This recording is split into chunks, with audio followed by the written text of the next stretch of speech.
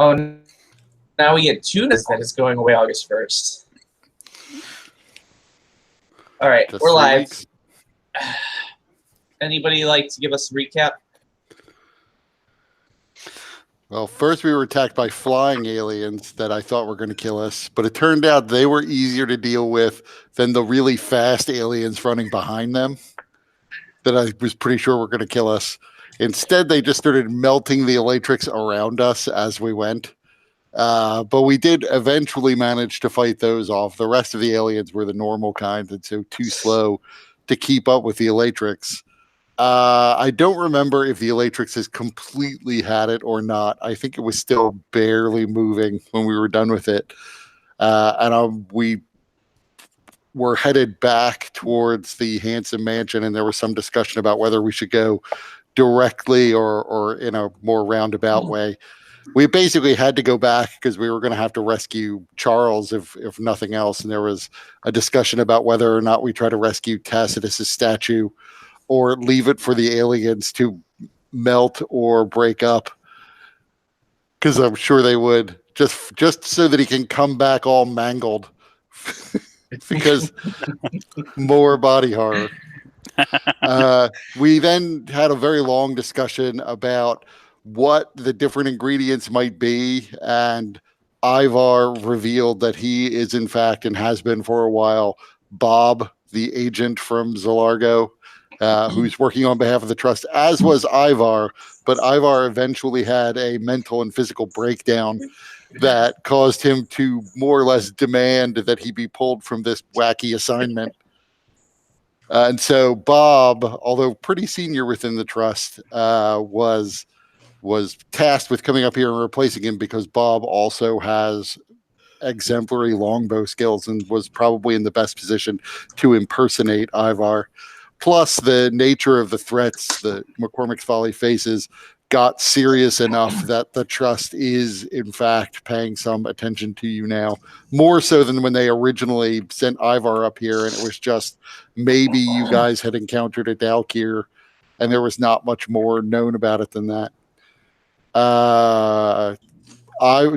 Bob, formerly Ivar, learned what a poop box is, and that's pretty much what I remember. We had to go back to. We also had to go back to the Handsome Mansion to grab the weapons from Zelshock's lair. Right. Probably the most important thing besides Charles. Yes. So, right. And Ivar, because he's proficient with it, was going to start using the spear, but I don't know what the spear does. So, it's just a magic spear, as far as I know. One last thing that was revealed, I believe, towards the end was Omerta's patron. Their name was Klaatu Virata.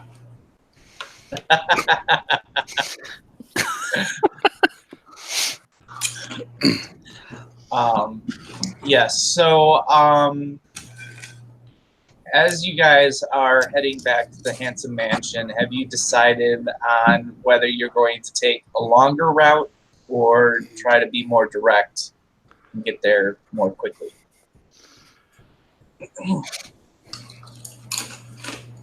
I think, didn't we just decide to go straight there? Yeah. The Elatrix was barely hanging on. Okay. So it'll take you about another hour to get there, so everybody can get a short rest in while that's happening. So if anybody has any hit dice that they want to spend, or any short rest abilities that are that recharge, you guys can do that now. I did do that already, actually. Yeah. Okay. A lot of hit dice were spent. So you guys get back to the Handsome Mansion. The Colmar manages to drag the Elatrix, kicking and screaming, into the barn where it's normally housed. And then you guys get into the building, Charles greets you warmly, but then sees that you guys are all beat to hell, and has questions. He's never seen Bob before. What has happened? Who is this? Where's Ivar? Charles, this is Bob, formerly Ivar. We don't have a whole lot of time to talk, unfortunately. You're gonna need to pack your things, and we're gonna need to run. Run. Pack light because we need to run. All right, sir. Well, I've learned not to ask questions in these matters, so I'll get right on it. And then he runs up to the quarters and begins rummaging around, packing and prioritizing what needs to be packed. What else are you guys doing while you're here?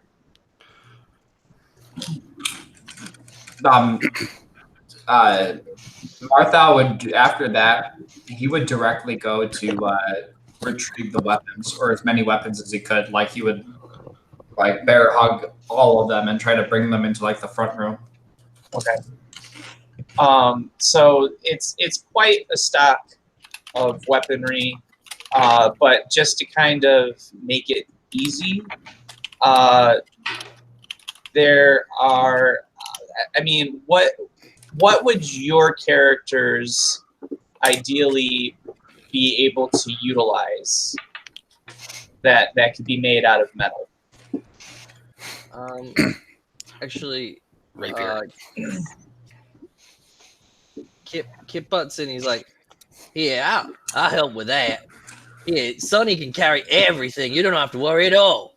And he opens up one of the saddlebags and says, "Just put it all in there." And you just see this void of a saddlebag, where you see so much weaponry and armor that it's just insane. Well, we don't need everything, and there is the possibility that Sonny will be killed, leaving all of our weapons behind on the bear. So I would suggest that everyone at least take a weapon that they want to personally use. You don't have to worry. Sonny's never died. He runs real fast. Omerta just grabs a rapier, puts it on his belt. Martha would grab a dagger. Okay. There's while there's not a gnomish hooked hammer, there is an exotic looking weapon that seems to be built and weighted similarly, but it also, let me remind myself what a gnomish hooked hammer looks like.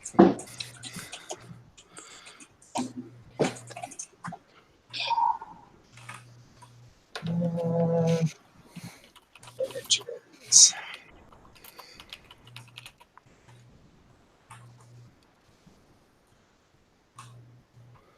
Okay, so the difference being is that well, wait a minute. Is it this double weapon where one side's a hammer, the other side's a hook? It is. It's more of a 3.5 thing. So I was Okay. just always using it like a hammer more than a hook. Okay. So it's like that, but it also seems strangely collapsible, and also has mechanisms in there that allow it to be separated and used as two weapons. So, very, very strangely designed, but and doesn't quite look like what you would expect, but functions similarly. Additionally, there's a number of arrows that seem to be tipped with Bieshk. And then there's some shields and armor, if anybody is interested in anything like that. Oh yeah, I might grab a shield.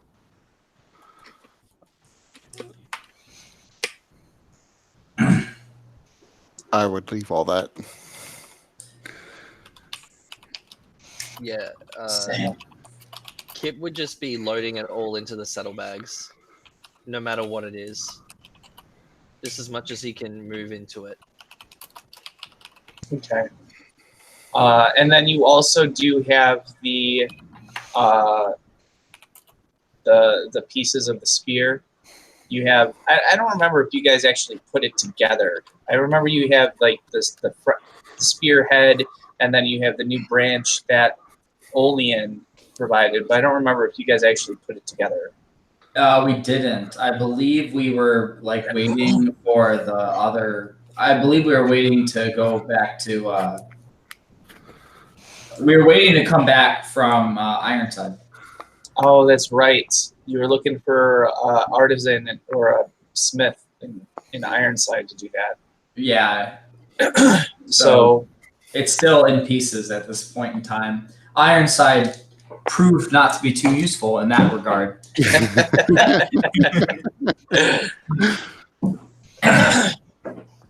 okay.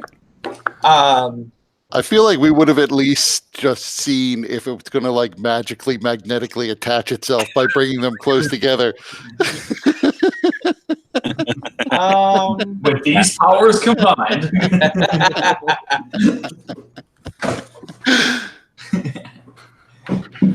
Yeah, that's an interesting prospect.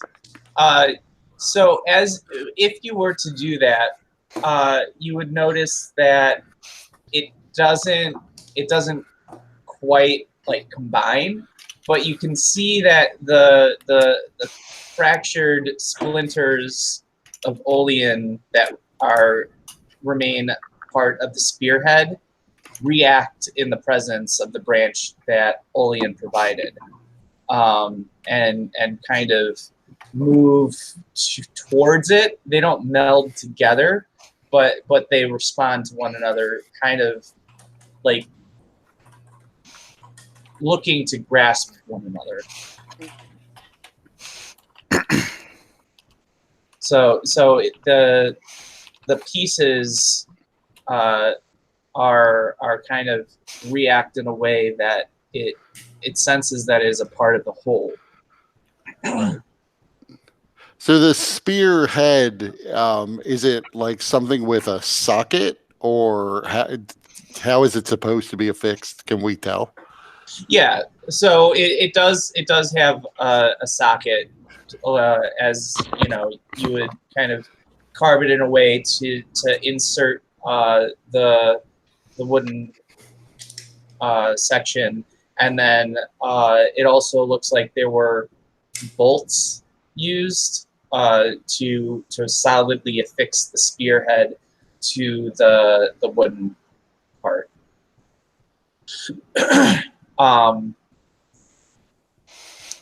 Who's holding the pieces right now? I believe it was Martha. Okay, so Martha, are you examining the spear at all as you're trying to figure out how to put together? I'd imagine like while we have all the Bayish, so I'm kind of imagining in my head like we're all in the front room with like just all this Bayish weaponry and armor and like just kind of like strewn about, and people are just kind of like picking it up in a rush because there's an army of xenomorphs behind us. Yeah. And then I would imagine there's some sort of coffee table or low table that I would put the spear would be on, and we put it there, so it's kind of in full view of everybody. Okay. And kind of had it in, kind of like a Shards of Narsil type deal, but with the spear. Okay. So then, in that sense, everybody go ahead and make me a perception check. Oh yeah, this is not roll 20. And then also tell me what your passive investigation is.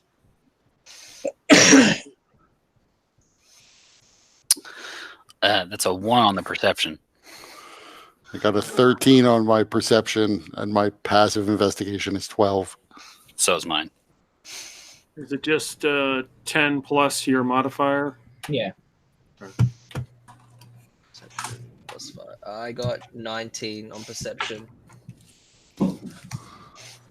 And then passive. So what's the passive again? Sorry, it's 10. 10 plus your mod for the skill. If you're using Dice Cloud, your investigation has the passive right next to it. Mine doesn't. Maybe if you're proficient. Oh, 15. Yeah, so I got... I'm not proficient. That's strange. Okay. Oh, you know what? I have the observant feat. So when I add the observant feat, it adds the it calculates the passive for you. 5. Yeah. Yeah. So, what is your passive investigation then, Dustin? 18? 18. Okay. All right. So,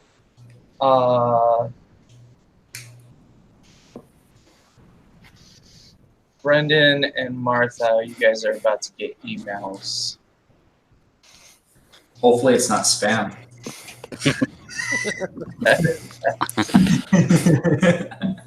Interpret it out how you will.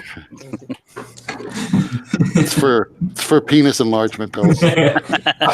Oh, I've been waiting for that email. When Mike said he's been on a special diet, he's been popping them things.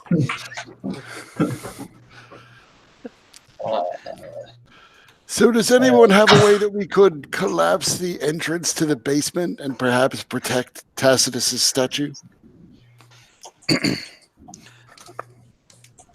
Last I remember, your replacements collapsed it quite well on his own.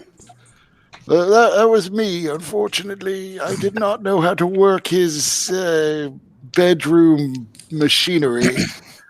Oh, that But was you. most of that's been cleared out by now. You all look the same to me. I would think the most efficient way would be to level the house itself. However, that's going to prove quite a challenge, given the tight time frame and the materials that the house is built with. If someone could like shape stone or create walls of stone or... Unfortunately, I'm not of the dwarven nature. We leave that up to Martha or Colmar. Email sent. However, Colmar, do you still have stone knowledge in your current form? Can't say that I do. Giving up all stone working to be an elf.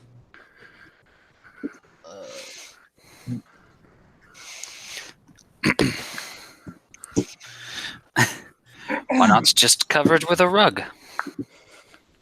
It's just a trapdoor, isn't it?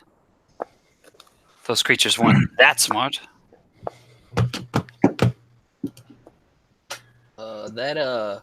That stick, I don't think it's gonna be holding any spear for very long. I point at like the Olane's branch. Whatever is he speaking about?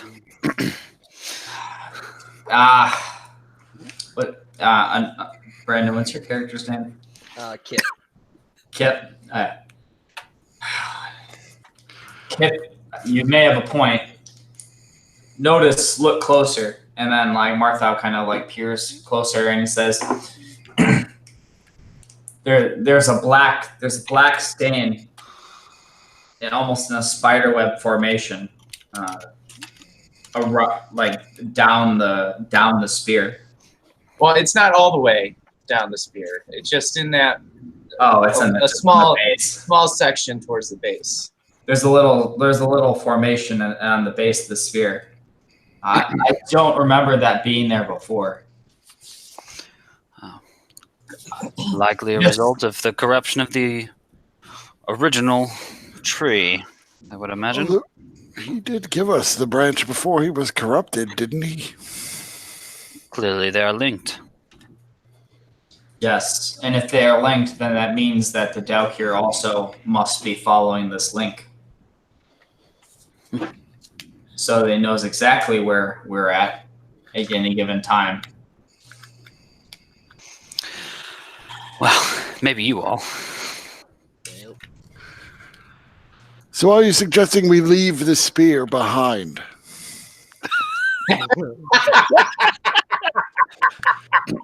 Do we need the whole spear? You just stab it with the pointy end. Yeah. Well, if we chopped off that piece, there's no guarantee that the corruption will stop if it's linked. I mean, In fact, I think that would be unwise to do. would seem then that we have a time limit. Yes. Well, but it may be difficult to accomplish our mission if the Daukir is in fact following our progress because he can sense the location of the shaft. Then I suggest we run quickly. We need to find a way to try to reverse this. We either hurry or we try to see if we can find a way to reverse the corruption. I'm like, one moment. And I go into a kitchen area and pull out a small cup and hand it to Kip. Your essence, please, in the other room.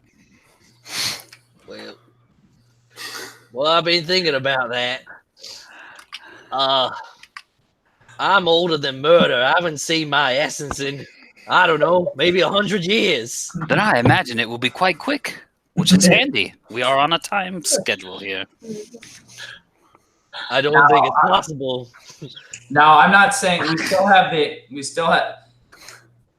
Now, America, we still have the link back. We still have the Hearthstone back to the woods. The Aldine reaches. We don't have to necessarily hurry and do all that here. We just need to be prepared to move. We can, if we have all the ingredients, collect Kip's essence really anywhere. As long as, as long as he doesn't lose all his essence. I have not seen any of this essence for a good 100 years. It's probably all gone. It's like riding a bicycle, Kip. Charles can help you if you need it. I was about to volunteer him too. I can't tell you how hard I'm regretting this word choice. Martha, you make a very good point. If you can't find a way to withdraw any of your essence, Charles gives us an example. We can simply take the entire container, and if but a drop remains trapped inside, we can destroy the testicles.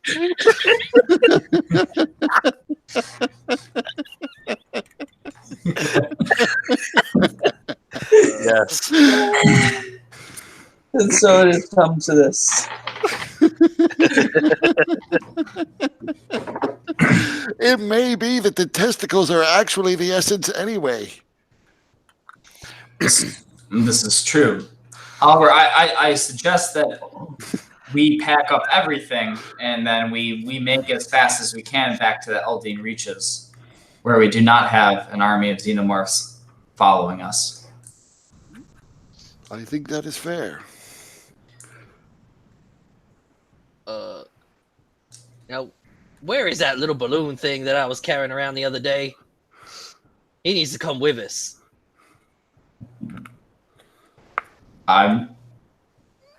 What balloon thing? Zelshock's eyeball.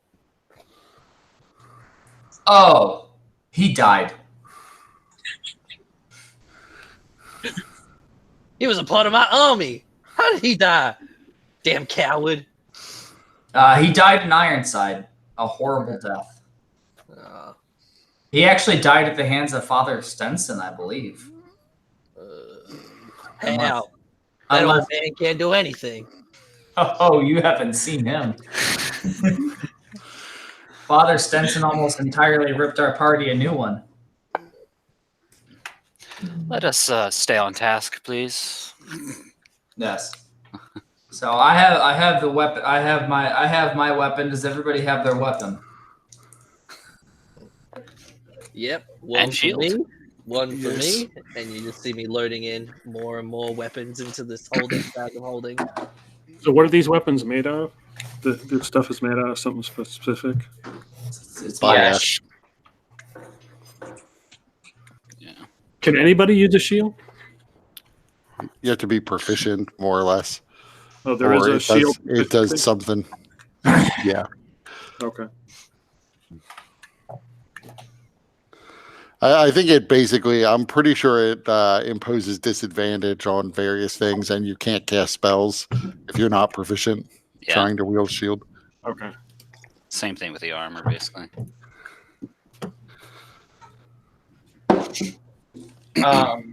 Okay. Any Colmar, are you proficient in light armor? Yeah. You are? Yep. I have house ruled and kind of created a buckler that if you're proficient in light armor that you can use. It just grants a +1 to AC, but it requires your hand to utilize. And so you probably would be able to find at least one buckler, if not two, in the armory. Okay. What about crossbow bolts? Yeah, so there's a number of those arrows and crossbow bolts that are tipped with Yesh heads. Okay.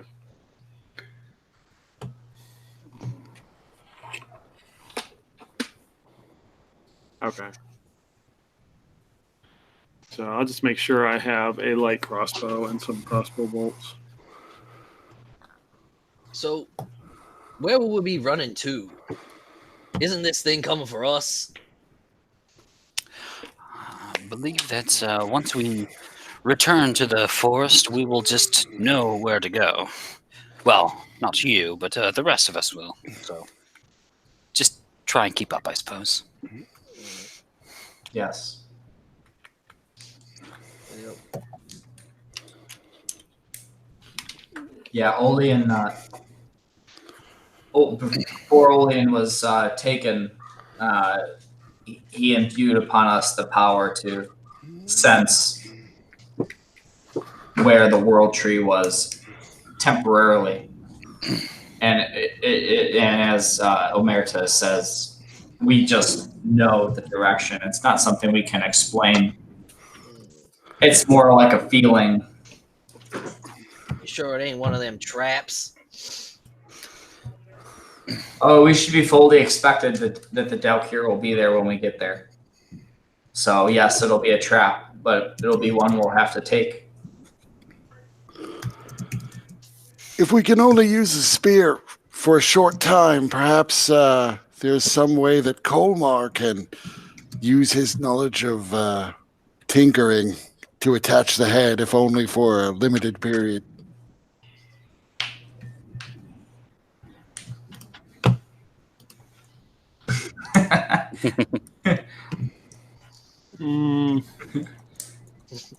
I think I still have some of that.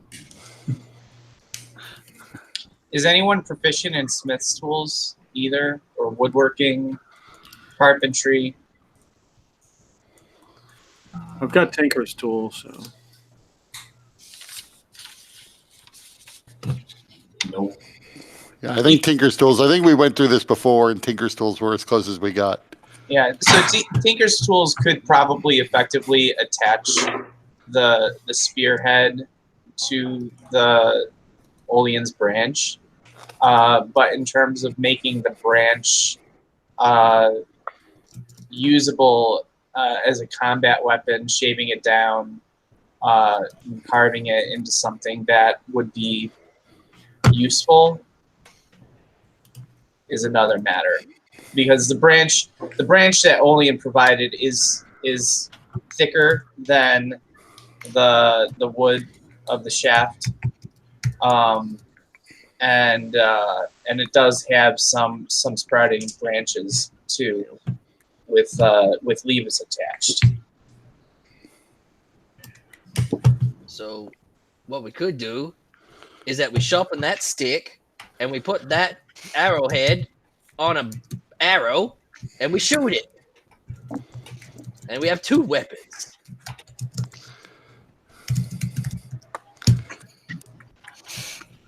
I imagine everyone just ignores, lets that go out and not respond. What were we looking at? What? What were we looking at? I wasn't looking We at were it. looking at porn. No, I saw the pictures. I know I was not. I saw the No. pictures. I was looking at this with the hooked hammer, and then going to an email. There's no porn. I swear, I Quick, saw hide the porn. D&D. Get the porn on the screen.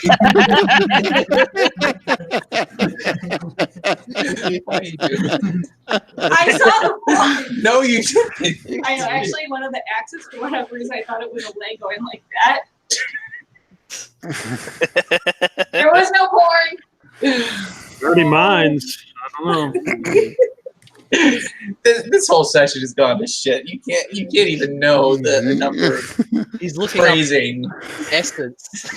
Yeah. Tell her to get her mind out of the gutter. It's blocking my Exactly. view. What? Is anybody else watching porn? Not that I'm aware of. Make us go like this. I don't watch. I just direct. And then Colmar.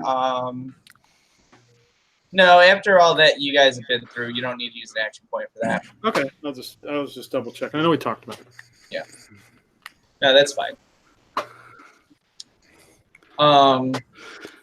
So hopefully we can find some smiths in the middle of the woods. Or else we might as well just drop the spear somewhere, maybe like hurl it over a cliff to throw the Dalkir off our trail. Light it on fire. Well, what's the? Do you remember where? Like, did we know in general in the Eldeen Reaches where we were at? We were like near the Bieshk Mountains, but like I don't remember how far we went in. To Well, the we Eldeen were near the Bieshk Mountains until we used Tree Stride to go closer to where Olean was. So Tree Stride can take you a long distance. I felt like we were further towards like the middle of the Eldeen Reaches by the end.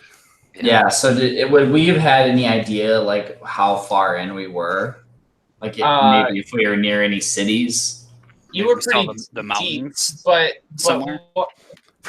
We can go back and find the hillbilly dwarves. Surely they can make a spear. Yeah. They'll turn into a pickaxe. Either either. I'll definitely need somebody's essence for that.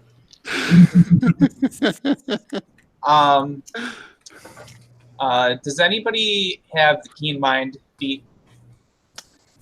Not Not this more. character. Tacitus. All right. Well, lacking the keen mind feat, everybody give me an intelligence check. That ain't gonna hold muster. Ooh, 8. 6. 15. Really? I don't know how I would know where it is either. So Oh yeah, Kip, you want to make this check? yeah, I didn't. You, think you so. don't know this. So this item that we have that will not the spear it will send us back to a particular point, right? We already know what that point is. Yeah. We know where it is, or like it's in the Eldeen Reaches, but we don't know where in the Eldeen Reaches we were at. Right. Okay. I mean, So- I flew up at one point. Did I not see the mountains or anything? I mean, when you were flying up, it was like just at the crack of dawn. So you might have seen some features, but just given, you know, the conditions of everything, you wouldn't necessarily be able to get really good bearings on where you were. And especially since Omerta, you're from a whole different area. you wouldn't even know about any particular cities or dwellings, or even anything necessarily about the Aldine Reaches. Yeah. So I just know we came down some mountains. So. So, All right. they're tracking the spear, the branch or whatever we have, right? Well, that's a theory that they might be doing Well, that. if they are, is there like a fucking volcano we can go to, or some vortex black hole we can stand on the edge of and just let them wait to come and suck them in? How about his void backpack? We all use our action point, and it will be a void tent. So that would be good if Umboros was actually primarily interested in getting to you guys, but at best that's a secondary objective, if it's even on his radar. Actually, And then Kurt, I'm gonna send you an email. Okay, so Umboros just wants to corrupt the world, right? The something that rots. The shadow that rots. yes. Is he the Delcare? Yeah. One and the same? Mhm. Okay. Shadow that rocks. So he's just trying to corrupt this whole world? As far as you can tell, I mean we can't- that's what he would be capable of if he's going to that sacred grove. Is he taking applications? I mean, you can't beat him. You join him. We just wait for him and just join his team. Okay. You're halfway transformed into one of his minions anyway. Ain't so bad. I mean, maybe it's not too late to go see this Mordain the Flesh Weaver. Maybe he can help us out. Yeah. Now that Petrie's gone, it's the perfect time to go see Mordain the Flesh Weaver.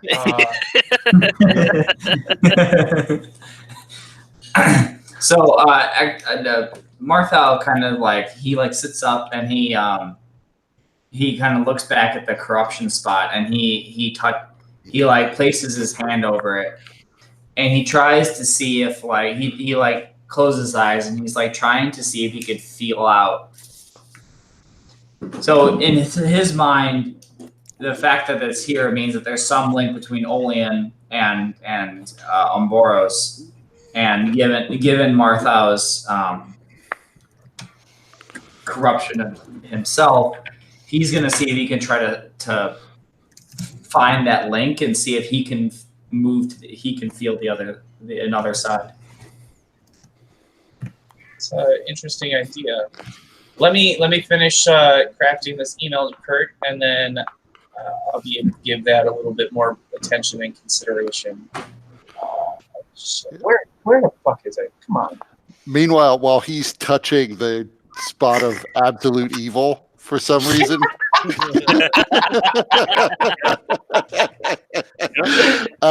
Bob is going to go find an area rug that's big enough to fit in the closet, big enough to fit in the closet and completely cover the trapdoor that leads to the basement, because we're not going to be able to haul a several 100-pound statue with us.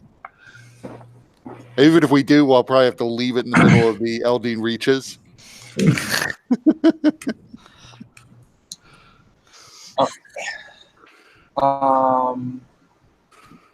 Yeah, you can find something like that pretty easily.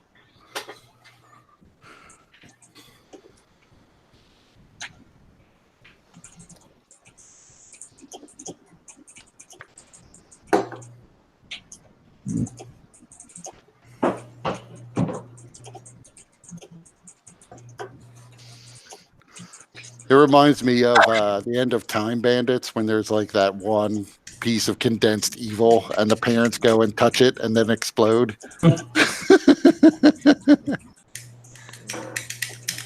if he wasn't considered insane before, he is now.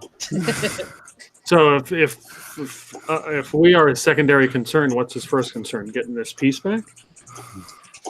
Getting to the world tree? Thought he already got to it. Yeah. No, Olean is not the world tree. Olean is just a sentient tree.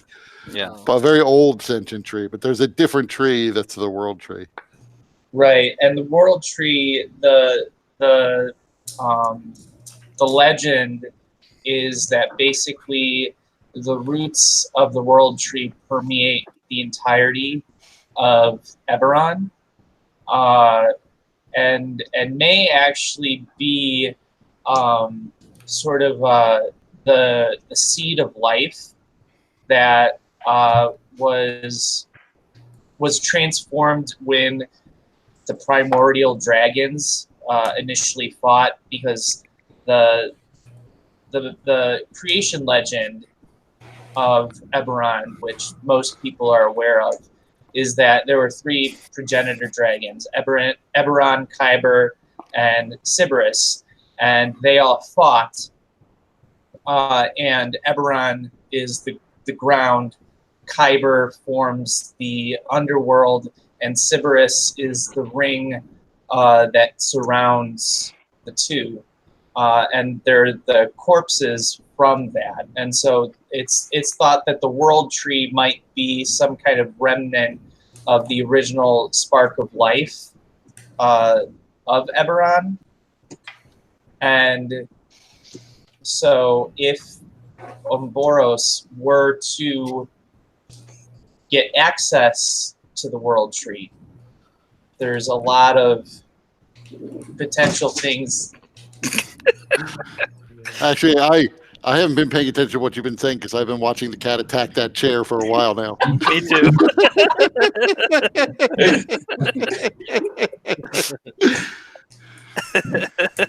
So Fucking cat. we've got to Fucking find. Ted Cooper.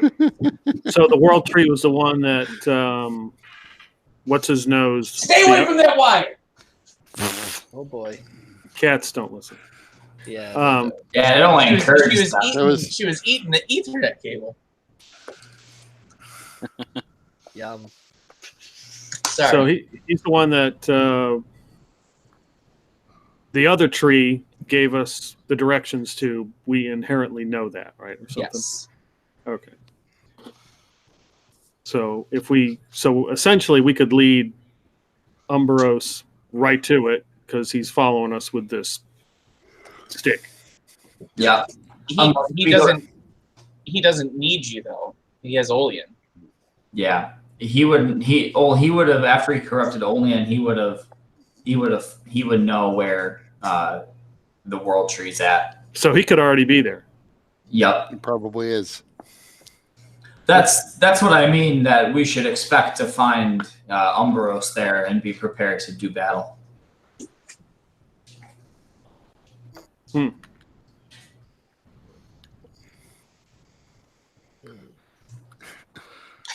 Oh, so We could you're touching. Send Charles off with the spear in the opposite direction while we go and find the World Tree, Mm-hmm. so that he thinks we're going the wrong way until we show up with the element of surprise and no weapons that will banish him. What could go wrong? Tell him to go to Seamus's house, and the two of them can wait for the Delkir. So, I mean, could I use Identify on it to get a better sense as to what's happening with this darkness spot?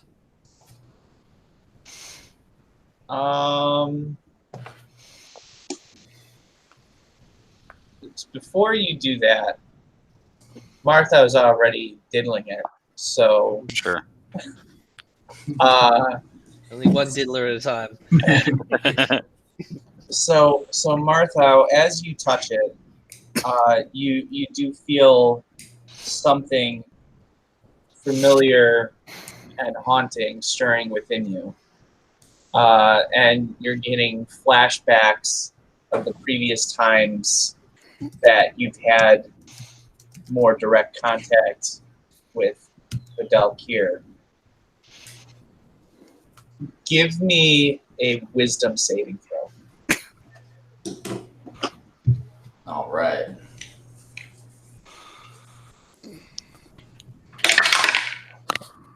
It's a 19. Okay. you can feel an opposing will within this spot of corruption. You reach out to it, and it knows that you're there, and you can feel it kind of attempting to circle your defenses and probing your weaknesses. But before it can launch an attack, you manage to mentally call up enough resources to prevent the attack. But to everybody else, you've become pale-faced and are beginning to sweat and breathe pretty heavily. But in this moment, you do see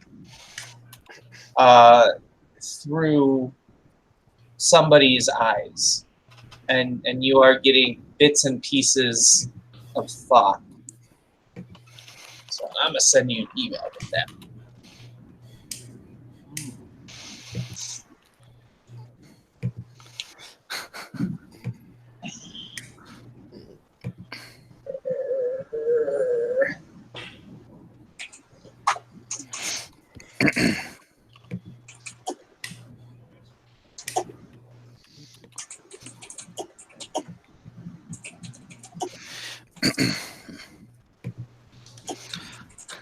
Perhaps I should hold the shaft here.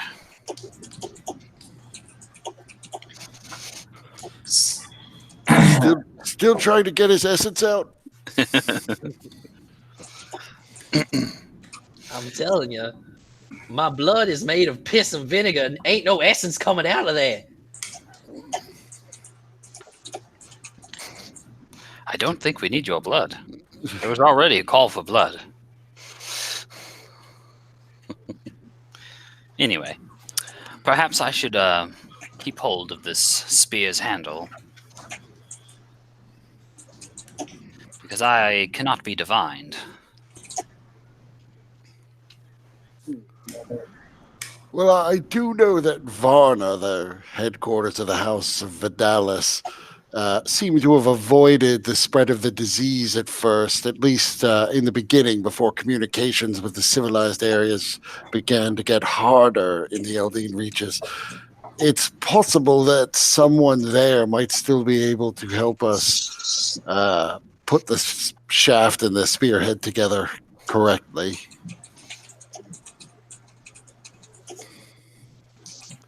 Well, let's hope that is along the way.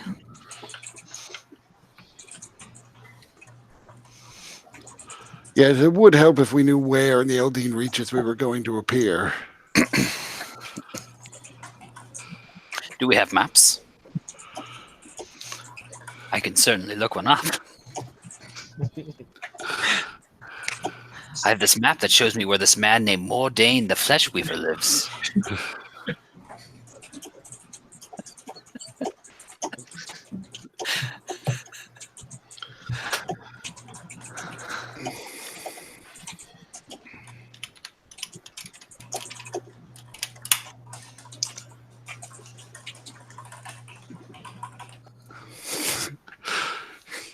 Yeah, looking at the map now, we were nowhere near Varna. That's sure. That's clear. So what would happen if we went and saw Mordain, if we tried to find him? Would Umberos and Mordain fight? Would they get along or what?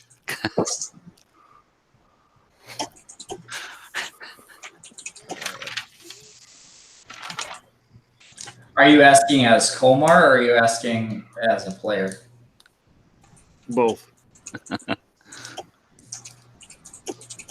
Well, some would say the enemy of our enemy is our friend. I think that's Yes. right.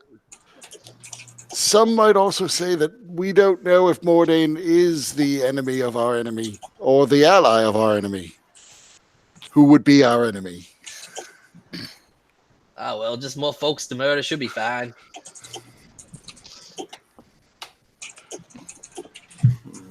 But it's possible that if we make our way towards the more civilized areas out of the forested regions, that perhaps we would be able to find someone to help us forge the spear into a workable weapon. Although I don't know how much time we have, we should keep track of the progress of this spot of corruption and see how fast it's spreading.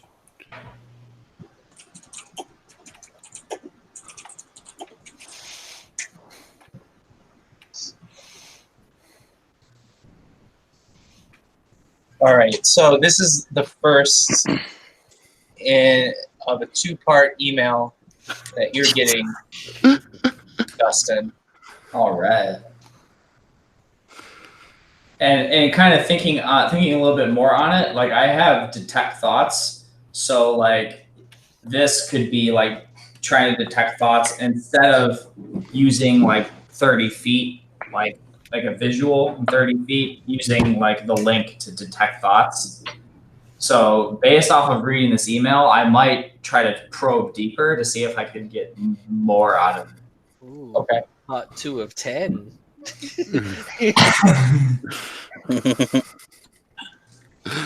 I'll send you the second one in a minute. I've already crafted it, and I may adjust it based on if you have questions or other things that you want to do. Okay. So, while I was writing that, what were you guys talking about? I was mentioning that Bob would know that Varna had at first avoided the being in the path of the disease, and so although communication became difficult, it's possible that Varna, which we're clearly nowhere near, might still, or other civilized regions might still have people who could help us assemble the spear.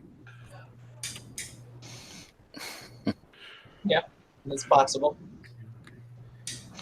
What about Greenheart? Greenheart is where you were when you found Olean. Jesus fucking Christ! There's a road that goes right there. Yes, and each of those villages are smaller and were in the path of the disease. It's almost like it was planned.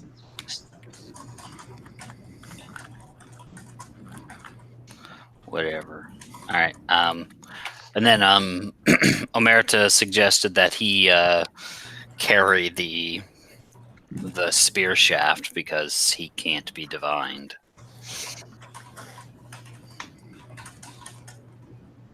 How did everybody else respond to that? We've already got enough sneaky sneaks on our party trying to do weird stuff. Looking at you, Bob. I'm doing nothing weird. I'm just Sneaky carrying the cornwall. thing so that it'd be more difficult for us to be tracked. Oh, If also, you- Martha, while you're doing this, you're able to still speak and communicate with everybody about what you're experiencing. Okay. I just assume I was kind of under the assumption that I was like kind of like just take it, No, and just like He's sweating and in a coma, and we're just discussing who's going to carry the shaft. yeah. sweating in a coma and like just like have like a death grip on the shaft. Yeah. But Not too hard. that your wisdom save was strong enough because it was really kind of more of a contested thing that you were able to maintain not only yourself but also your wits about you as you're experiencing all of this. Okay. So I'll just I would still have my eyes closed to be like because I'd be concentrating on it. I'd be like, Umbros he's at the world tree and he's attacking it, or at least he's laid it's under siege. He hasn't gotten to it yet, but the barriers around it are weakening. Sucks to be him.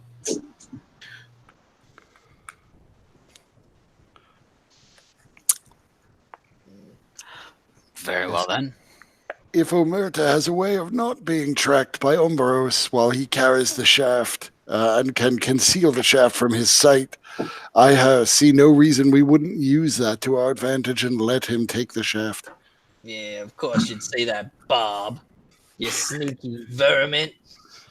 You are a war criminal, sir. I will not listen to you.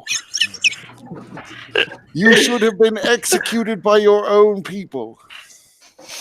I didn't finish. Excommunicated by the Silver Flame. Yeah. And they themselves are known for their atrocities. You were too bad for the war criminals of the Silver Flame. Yep. Well, you There's can't. also there's an army of xenomorphs and corrupted trends at the World Trees, as well as other body horror-ridden monsters. Normally, I'm all for making fun of the Silver Flame behind Petrie's dead back, but I think we have more pressing things to argue. Like perhaps how to raise an army. Or counter an army of xenomorphs, which we are also being followed by. Yeah, Bob. How you like that, Bob? So does anyone have a way of turning the army of xenomorphs following us into our army? No? No one?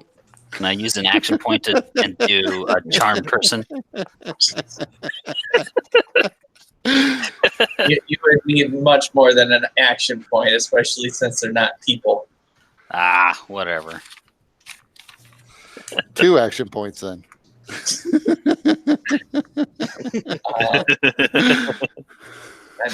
All right, my internet is failing me. So Dustin, I know that you sent an email, but I can't read it.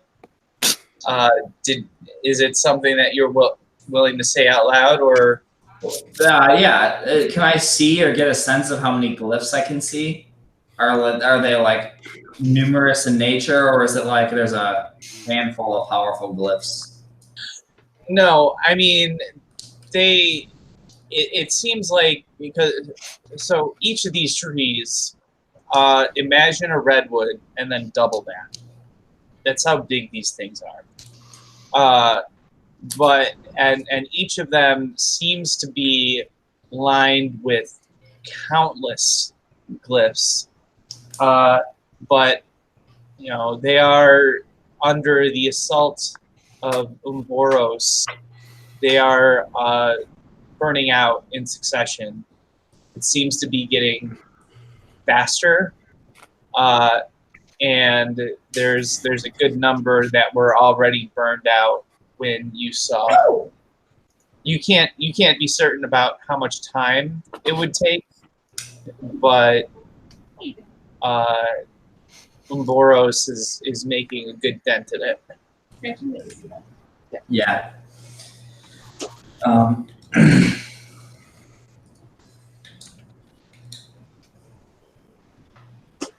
So that was just my question. So that makes sense. So it's lots of glyphs. Yeah, they seem somewhat similar to the glyphs that were that burned out the infected creatures that you fought when you first came into the Eldeen Reaches, and that one druid came up and she touched a glyph that caused a lot of them to be destroyed. The glyphs look to be similar in nature to those. Gotcha.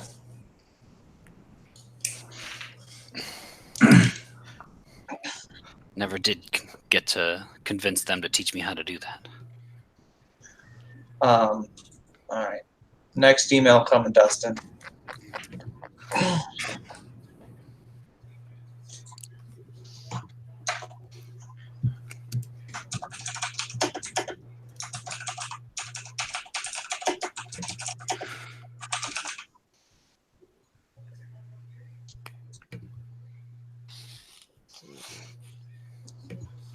Sent.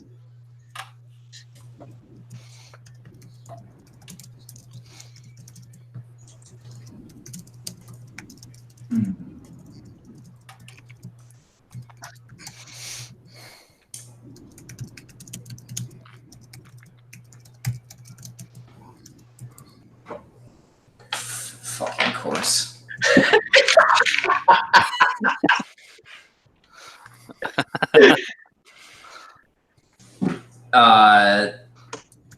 16. Okay. So Marthau cries out in pain. His white-knuckled grip on the branch seemingly tightening to the point where his nails are actually digging into the wood. And some of the black veins seem to be spreading to his hand. And there's also a sudden burst of darkness, some kind of mix of smoke and ink erupting from the branch, filling the room. So everybody give me a Constitution saving throw. Should have used bent luck. Nice. I got a 19. 22. I got a 21.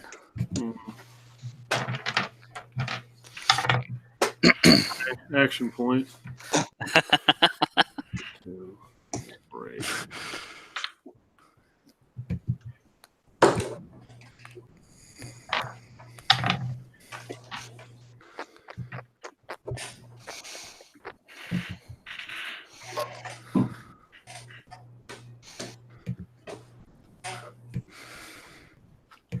Here's another one. Fuck it. 11. Okay.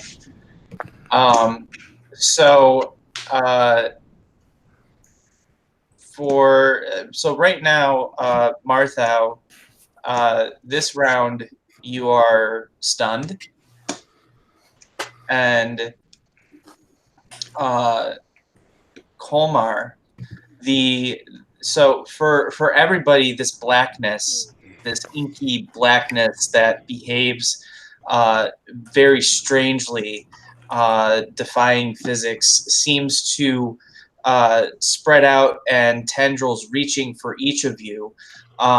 Everyone manages to avoid this. It seems to avoid Marthau. It doesn't do this with Marthau, but for the only one that it's actually able to reach is Kolmar, and this inky blackness gets into his mouth and nose, as much as his head has a mouth and nose. Yeah, I just call it a Tuesday for me. So yeah, okay.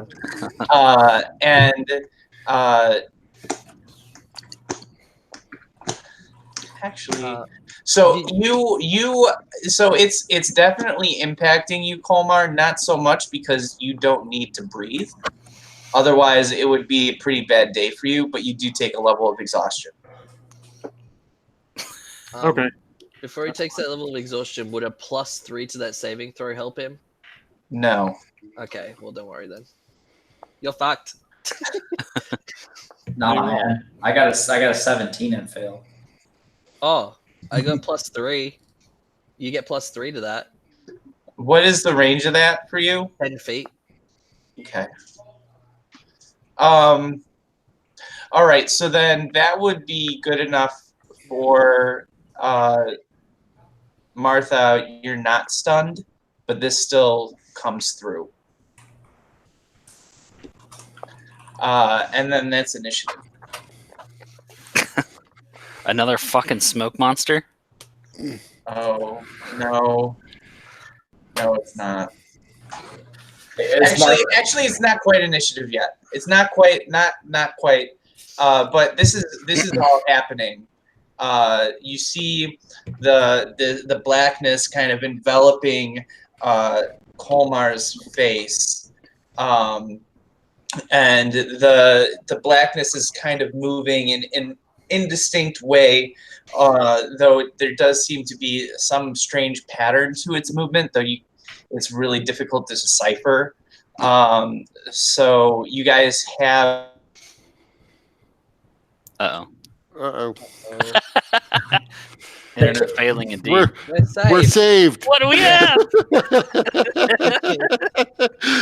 The cat must have done the good work and bit through the Ethernet cord.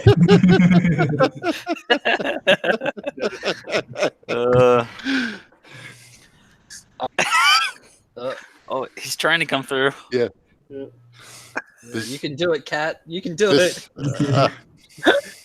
Damn it. All right, so you guys have a few moments to do stuff.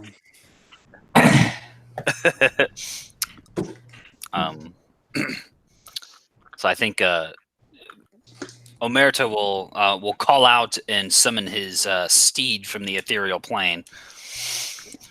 And then I'll tell Marthal, perhaps it is time to activate your amulets and get us out of here. Yes. Yeah, let's go.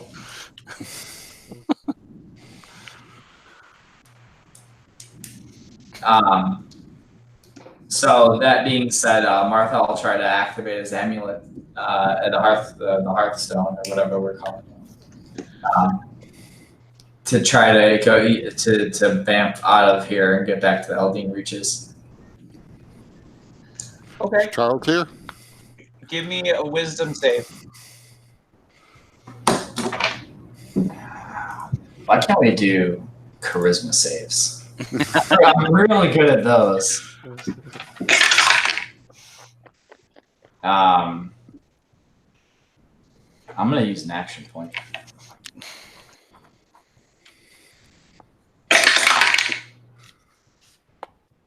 Slightly better, but not much. I'm gonna use another action point. I'm gonna use a different die. That's better.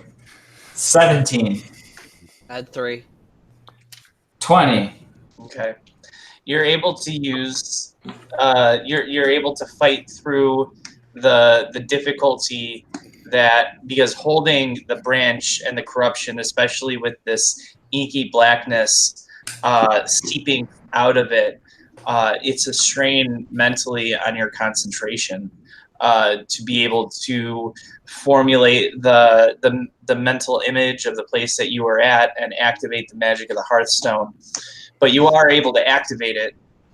You guys are all of a sudden transported back to the Eldine Reaches.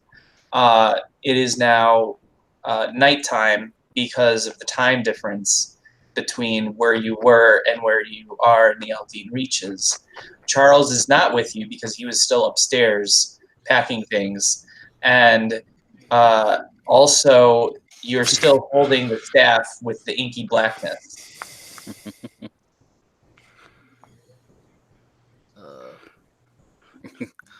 Is the blackness still attached to me?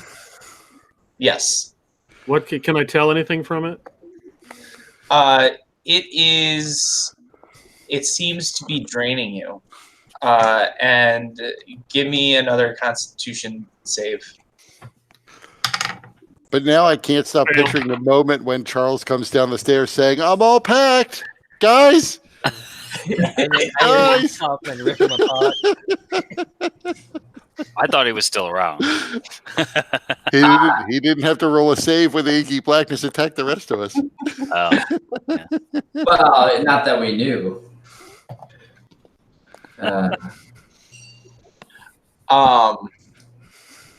So Could I use an action point to try to get to like extend the reach of the Hearthstone up to nab Charles from upstairs? Like even if he's like mid pack, like maybe he's holding his trousers or something. He's gonna fall down on us because he keeps his relative location. So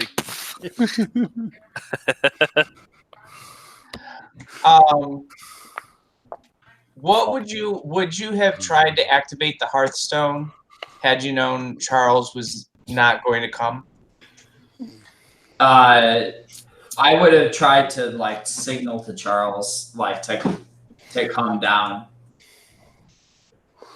or at least tell him to get in here. No, like I would have probably waited like 20 seconds and tried to like fight off whatever it was while he responded and got into the room.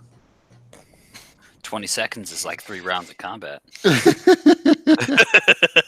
Or however long it would take Charles to run downstairs, following my immediate yelling command.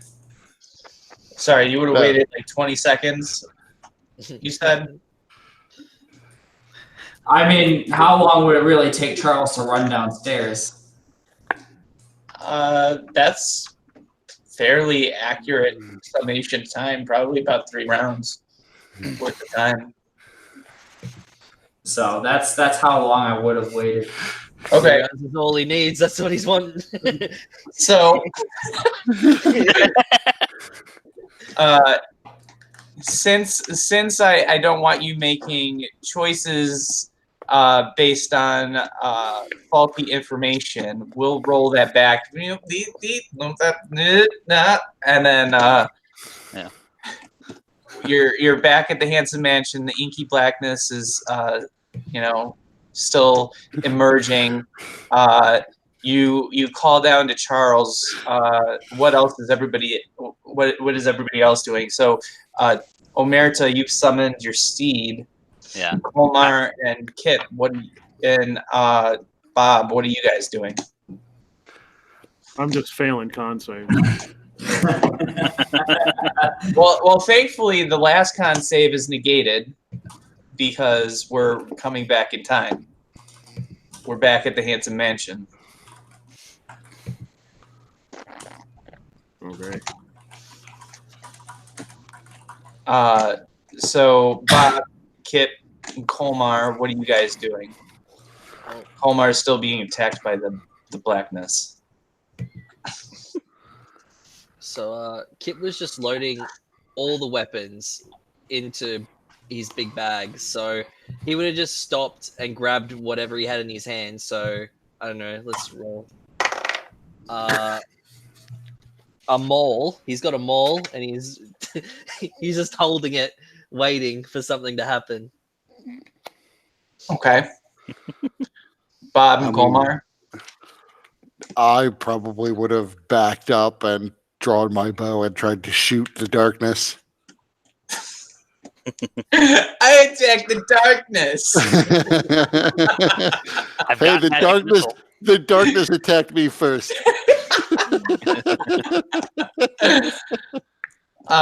So you shoot through the darkness. You hear your arrows thunk into the walls or ceiling on the other side, depending on where you were aiming. Colmar, what do you do? I would also wonder if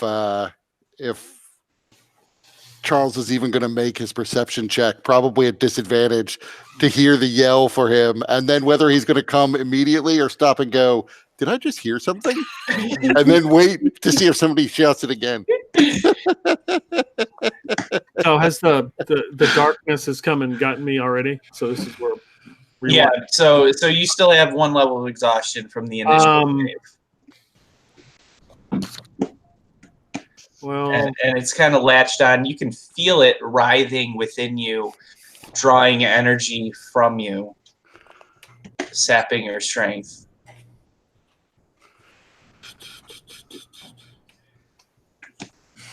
I don't.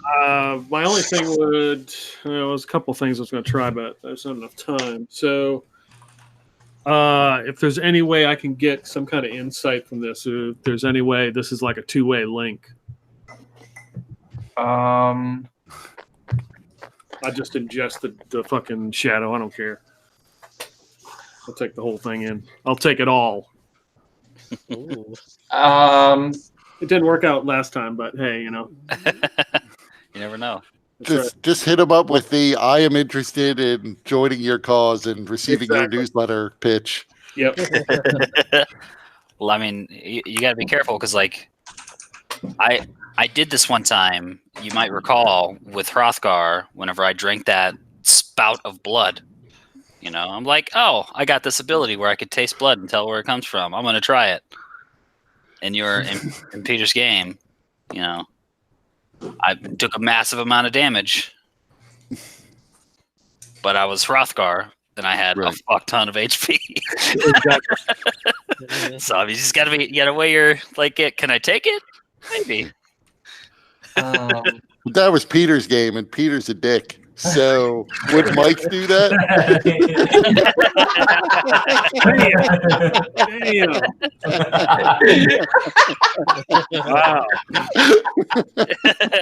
Damn. You know what? Maybe you won't take a massive amount of damage, but you're definitely losing something. Okay. Yeah. So Colmar, describe to me so you're trying to draw this thing into yourself more. I'm trying to learn to see what it is. If there's because the way I look at it is we're fighting this force that we're not going to beat unless we have some kind of inside information or some kind of ally I don't know about or something that will give us a slight advantage. So Okay. anything I can glean from this, whatever it is, if it means I need to ingest the whole black corruption, then I'll do it.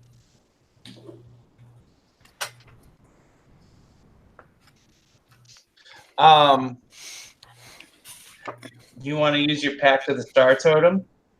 Oh, there we go. Yeah, I haven't used it yet. Because if, worst case scenario, I'll just ditch this body and use somebody else's. Right, Kip? No, we'll kill Charles for you. You're good. So you can get advantage on an intelligence check. What intelligence check would you like to use for getting a better sense of what might be going on? Investigation. I'll allow it, since you're using your Pact of the Star Seeker. All right. Come on, advantage, you mother. 21. Okay. So your link to your patron with the gifts that you've been given, you can tell that this thing is absorbing your energy, obviously, but this is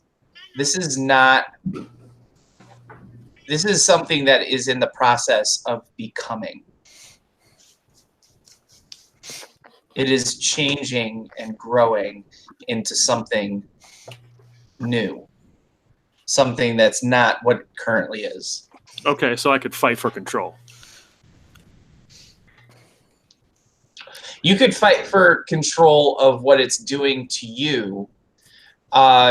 You might be able to influence this change, but without some other power, ability, or something else that you want to attempt, you wouldn't necessarily be able to stop it. Okay, how much time do I have? Probably in one more round-ish. By the way, make me a con save.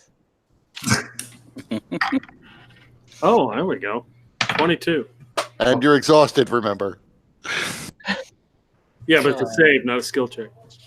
Yes. So, oh. Put That on the works. Investigation check. But he gave me. That I'll allow that because it was a Star Pact thing. I'll Yeah, say and Mike's that- not a damn DM.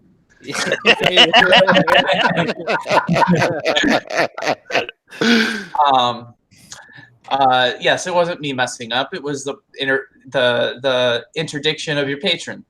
But what was I? Oh yeah, so you're able to avoid taking another level of exhaustion, but it's getting more difficult to avoid this. And if whatever this thing is doing continues, it's going to be harder to resist. Do I know what it is? You know, from your check, you do get a sense of familiarity, but you can't imagine how.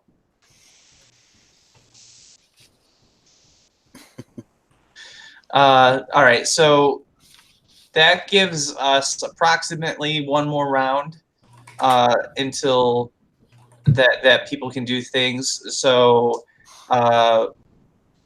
what else are you guys attempting? Can I stab it? Stab the darkness. Stab what? Stab the darkness. Yeah, the weird dark cloud thing. Sure. I'm gonna stab it and maybe try and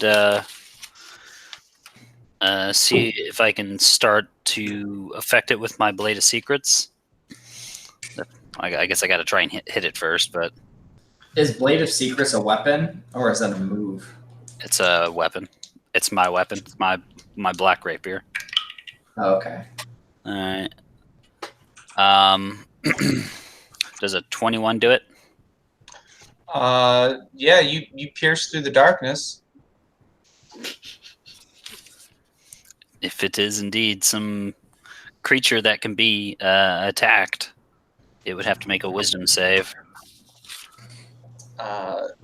Let me find that Blade of the Secrets again. Wisdom save, my seat would be frightened for a minute, and I do an extra d6 psychic damage. If it saves, it's immune for 24 hours. When you say frightened, you mean feared, right? Yeah. Yeah, Like like a fear effect. Yeah. Good. Excellent. And then whenever it dies, I get to learn a secret from it. Okay. So, wisdom, you say? Yep. DC 17. Okay. So it does seem to react to that blade. Not so much any of the damage or anything, but that psychic effect seems to it caused it to quiver in response. You don't know exactly what that means, though, whether or not that was a harmful thing or something else. It just seemed to react. Okay.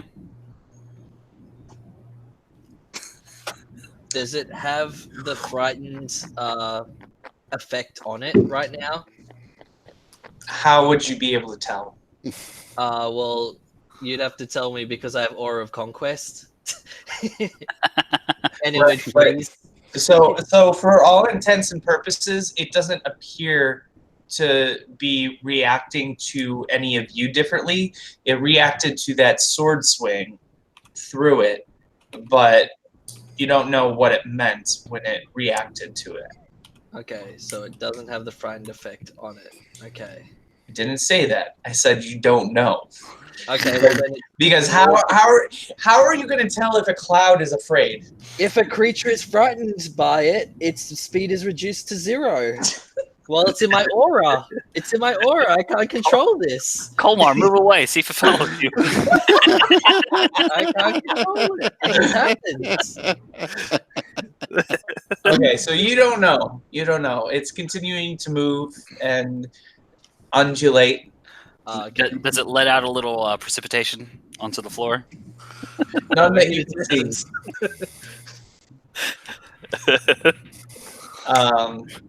So Kip, Colmar, Martha, Bob.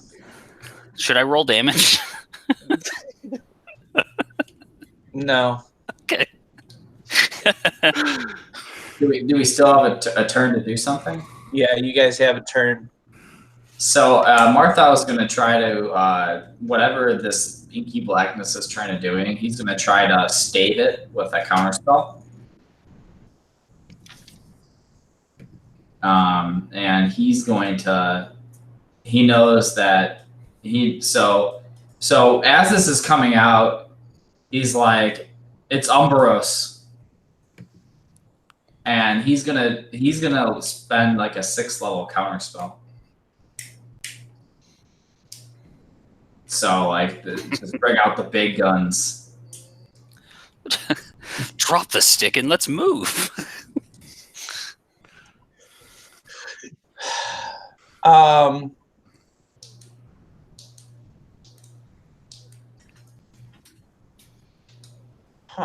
So if you wanted to do that, sixth level counterspell.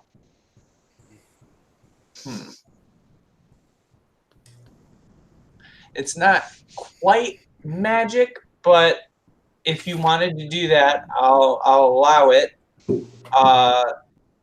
What happens is it seems to it reacts pretty violently to this, and the cloud seems to slow, almost like now instead of a cloud, it's kind of a little bit like molasses, and your grip on the branch weakens. It doesn't give out completely, but you're no longer digging into the bark of it. Okay. So you guys have a little. You seem to have slowed whatever it's doing, not stopped. So you've given you guys some more time to figure out how you want to respond, react. Additionally, counterspell. Technically, it's a reaction to seeing a spell being cast, but since you're casting it at such a high level, I'll still allow it. But that will be your action because we're kind of changing slightly how you're using the spell. I was kind of thinking like it was like this inky darkness, and I saw like Umbros direct his attention at me as like this blast hit and like this thing coming out. So I would imagine like that was kind of a reaction from that. Well, if you wanted to do that, you would have had to do that in the first initial. Yeah, well, or like seeing that this inky stuff is coming out, like that's fair. But yeah, you're using a 6th level spell, so I don't want to like not let something cool happen. But at the same time, it's not fully a magical creation. Mm-hmm. And that the reasoning will be revealed momentarily. So what does everybody else want to do now? So I think we still have some from Kip, Bob, and Colmar. And Colmar, give me another Constitution save, but this time it's disadvantage. All right. Super fail. Actually, you get to act before you do that. Oh, okay. All right. So I hear him say this is Umbros coming. Yeah.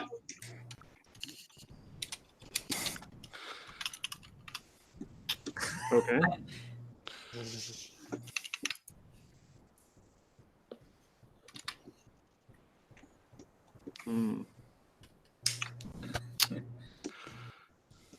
And with all of the essence jokes, I really can't hear about the spear shaft or Umbros coming and take it seriously anymore. Or Umbros is quivering at the touch of the sword of. God damn it! At the beginning of this session, you noticed I was really working hard to avoid saying shaft when I was describing the spear. I intentionally said shaft because that's just the kind of guy I am. Now, I believe Omerta said it on purpose as well. now, Colmar, interesting thing. Martha said that this is Umberos, and you did have that feeling of familiarity, though you couldn't place it, but you don't think that that's what the sense that you're getting, that the familiarity is not of this being Umberos to you. Okay. All right. Is there any down below in the basement, was there some kind of portal, or was that just like secret cobalt layer or some shit? Yeah, there's a portal to that lair, which is also completely there's no entrances or exits outside of that portal. You mean there's one entrance in? The portal. Okay. Do I know where it is? Do I know where it is? The portal's always open. Okay. I dimension door and go in it.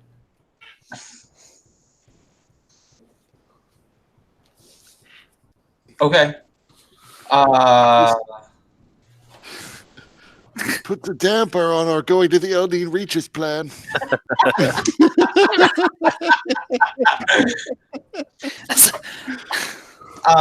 So there's still so you separate yourself from the darkness, but there's still a fragment. I wanted him to come along. I was No. trying to take him with me. The source is the branch. But there's still a segment of it that's connected to your face. It is dissipating, but it still you need another Constitution saving throw. This is not at a disadvantage because it's been separated from the main body. Omerta just calls out, "Now where the hell did Needle Tits go?" Shit,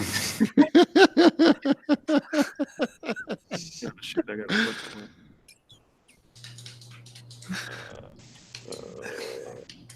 Meanwhile, Bob grasps. He has a copper bracelet that he has on his arm.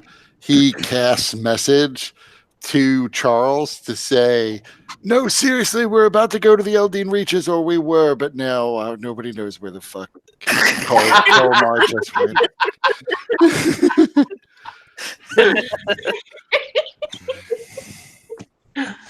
But come as quickly as you can, as I think we're leaving. You can hear Charles at the top of the stairs beginning to run down. So he's getting close. There's nothing else I can do. Weapon attacks seem to not work. So, message. I can take out my bongos and entertain everyone, or message cantrip. I'll pull out my ocarina and we'll play together. It's fine. Music soothes the savage beast. In this case, the smoke cloud. Seriously, though, I don't think Colmar took the time to announce his plan. So we know he's gone. Well, you saw a dimension door. Right. We know you're gone, but we don't know where you were going. Somewhere within the immediate 500 feet he exists. Yes, unless he spent an action point. We don't know. He and the Elatrix may have been taken up and just off 1,000 miles away, for all we know. In the Dimension Garage. Colmar, what was your Constitution save? Watch it. Okay. You take another level of exhaustion, but the darkness dissipates completely now. Kip, And when you come back up from the basement, you'll discover that the trapdoor is blocked by a rug.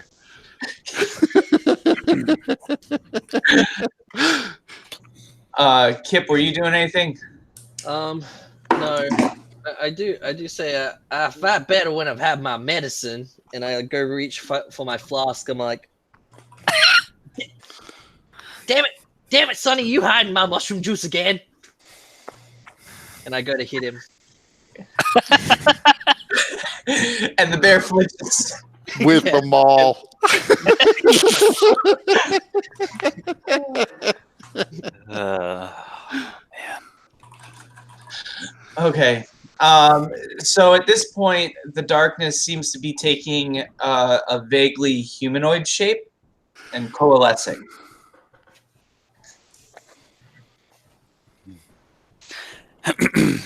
So everybody can get one more action before whatever this thing is completes. I tell my nightmare steed, pop over and see if you can find the former dwarf, now elf woman / creature. You'll know her by her princess hat. What is your steed's intelligence? It's a 10. Okay. Yeah. It disappears. What does it have a modifier for? What would it even be? Survival. No. Use that to track. Okay, so what's its wisdom score? +1. Okay.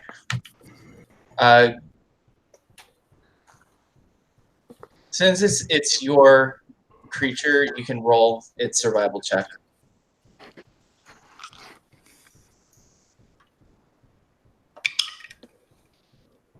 Natural 20. Okay. So it disappears.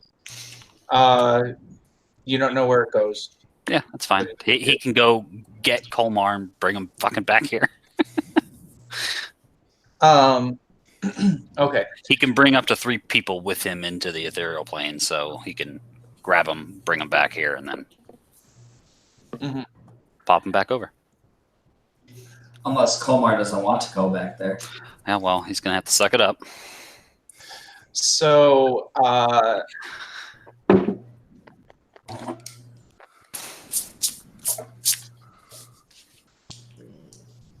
And then I'll just ready my blade for this vaguely humanoid-shaped cloud. describe a little bit about your steed's personality. He's got an intelligence of 10, so he's pretty bland. Of course, he's got a charisma of 15, so he's majestic as shit. Right. It can't speak, so imagine a horse. There are many kinds of horses, so he's I imagine a little rambunctious. Okay. Like I often have to tell him to stick into the ethereal plane because it'd be like letting a horse in a china shop, or in this case, a nightmare. So he's a little wild. He gets restless in small places, small spaces. Okay. All right. So, Kip, Bob, Marthau, and Colmar, what are you guys doing in this round? Well, we'll go to Colmar last. So Bob reaches down and picks up the spearhead and is just going to try to stab the forming body with the unattached spearhead. Okay. That did it. It doesn't seem to react. It doesn't seem to react to that. Well, it had a better chance than my normal weapons. Put it onto the shaft. Maybe it'll seal it up a little bit. The shaft is bigger than the spearhead, though. It has to be whittled down to fit the thing on it. All right, Kip. We lack whittling skills, apparently. We're a skilled party, just not in anything handy. Yeah, Kip's just like sneaking up behind it, and he's like, "I'm gonna get this damn intruder." But yeah, that's pretty much all I do. I'm just like slowly creeping behind it. Okay. Martha like fumbles into his pack, and he pulls out a white piece of chalk, and he draws a triangle around this creature that's coalescing. So it creates a sacred glyph. within a 10-foot square, any undead or aberration that passes within 5 feet of the symbol must make a Constitution saving throw, and they'll take 5d8 damage if they fail. So I would try to at least have some. This is the only thing I have. The more that I can think of that would do at least some damage or some sort of seal or. Okay. What's the creature types again? Aberrant or undead. Aberration or undead. That's it? Yeah. Just make sure no fiends in that. Yeah. Mahalo is running around here, so. Yeah. Okay, so as you draw that symbol, once you complete it, there is a flash of energy, and you see the thing like quiver, and you also hear a. Oh, now it can make noises. Great. Is it afeared yet? Oh, and if it doesn't make the saving throw, it becomes frightened, and they have to use their action to run from the symbol. Well, no. But it can't because of his aura. Yeah. Yeah, I mean, I'm just telling you, that's what the description says. Okay. So, now, Charles runs into the room and he drops everything. Is like, oh my. Charles, get behind the couch. He immediately dives behind the couch. I imagine his dive kind of being like the dive that somebody does to take the bullet for the president. All right. Kolmar, what do you do? There's nothing else with you in this space. Oh, my plan failed. So I know that this creature is gone. Yeah. It's not near you anymore. It's dissipated. Okay, so what's down? Anything in the what's down here? Statue of Tacitus, the portal. No. He's in the portal. Right? You dimension doored into the portal. Hmm. Right. So what's in there is just the rock tunnels that were once was Baba's lair, that were taken over by the kobolds, and since they could not get out, they did their best to engineer the tunnels to their benefit as much as they could, including a bunch of traps that you guys all experienced. Okay. There's also no light, but I don't think that affects you. Oh, it doesn't matter. Since I don't have my ceremonial blood of Vol chalice and all that stuff that I lost, I will still sit down and begin to pray to the blood of Vol, attempting to communicate.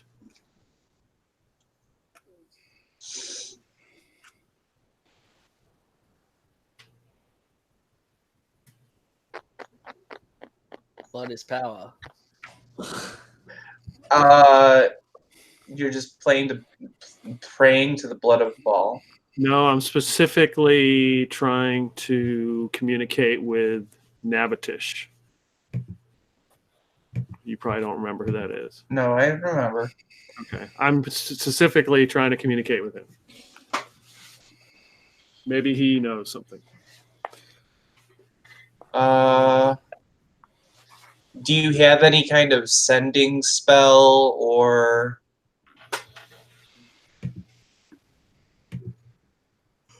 I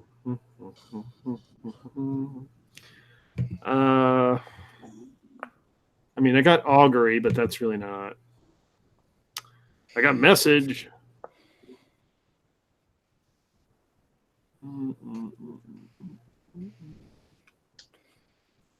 You got any action points left? Yeah, I got 2.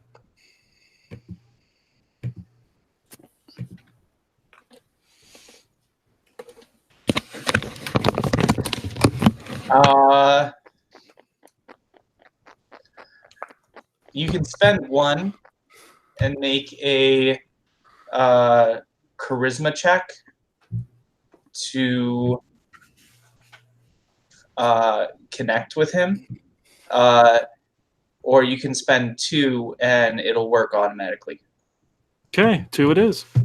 Okay. As you begin doing that, through the portal, you hear a clomp and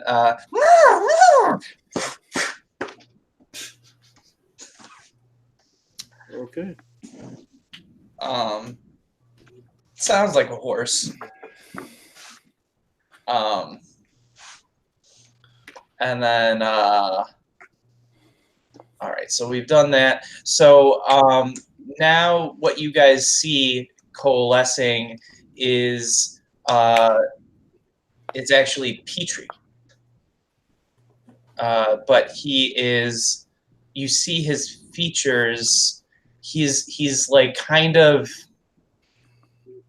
strangely one-dimensional as a shadow would be, but you can see his features almost as if he's like kind of juxtaposed between one-dimensional and three-dimensional creature, and he seems to be wearing robes and one of those priest sashes. What is it called? Like a sacrament or something like that.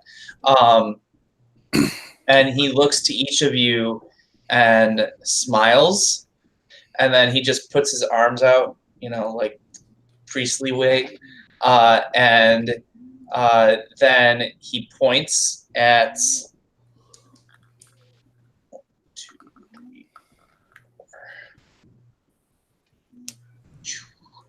What did I miss? Oh, the shadow coalesced into Petrie. Fucking of course it did. But priestly Petrie. And it points at you, Omerta, and all of a sudden a column of black flame erupts all around you. Can I counterspell? You can. Will it help? Well, Is it a spell?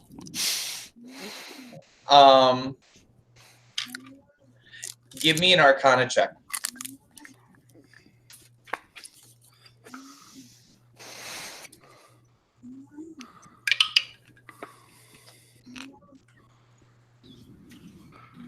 This is the first time I ever realized that the magic invisible hair dye only makes your hair invisible, not you.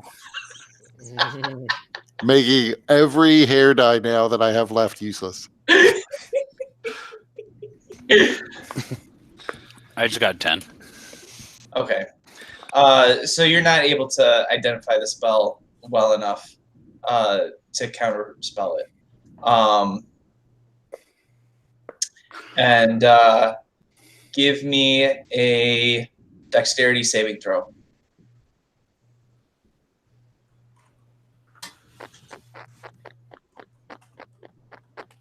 Action point.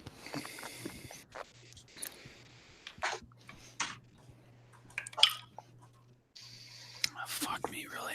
Action point.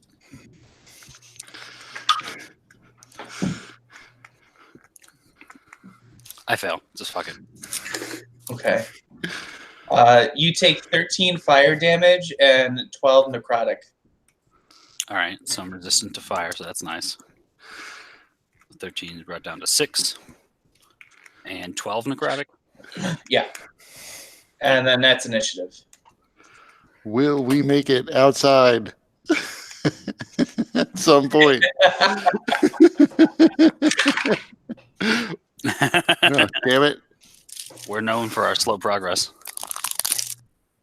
Also, Omerta, so that you know, you probably could hear it, I'm going to say because of your connection with your steed. But you heard it kind of whinny and stomp down in the basement. Okay. So, all right. So the fire. Colmar's downstairs. All right. Where's?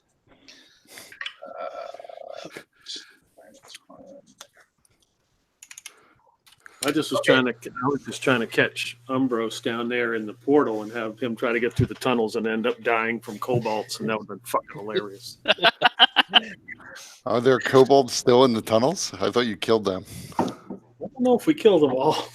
Yeah, you guys killed them all. We could always, put some more in there, kind of like. Here you go. Put Umbros in the tunnel, seal the portal. Yeah, Reanimate, done. All right, so it's initiative. Everybody is gonna go this round, and then because he got a surprise round out of you guys, and then everybody's gonna go again because he got a 0 on his initiative. Nice. Trying to kill himself. Probably. So you guys can go in whatever order you want to.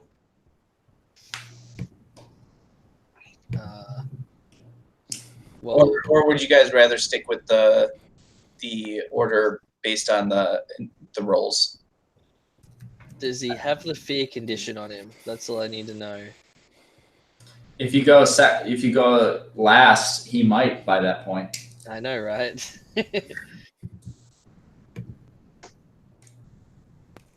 I mean, I'm gonna try and hit him with my Blade of Secrets again. Maybe this is a different form, and I can affect him with it. Possibly. So it's a bonus action to fucking do, but to activate it. So I imagine I just I whisper to it, and then I go to stab him with it. Okay. I got a couple of stabs here. Let's see here. So a 20 to hit on the first attack. 20.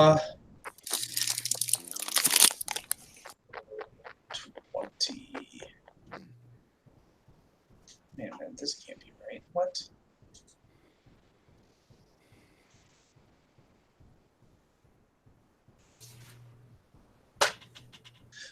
Yeah, that hits.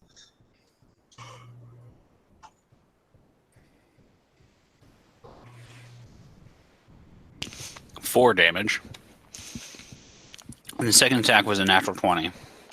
Is your weapon is considered magical, right? I would imagine. It's got magical properties after all. And I guess with that one, he would have to roll that wisdom save to see if he's affected.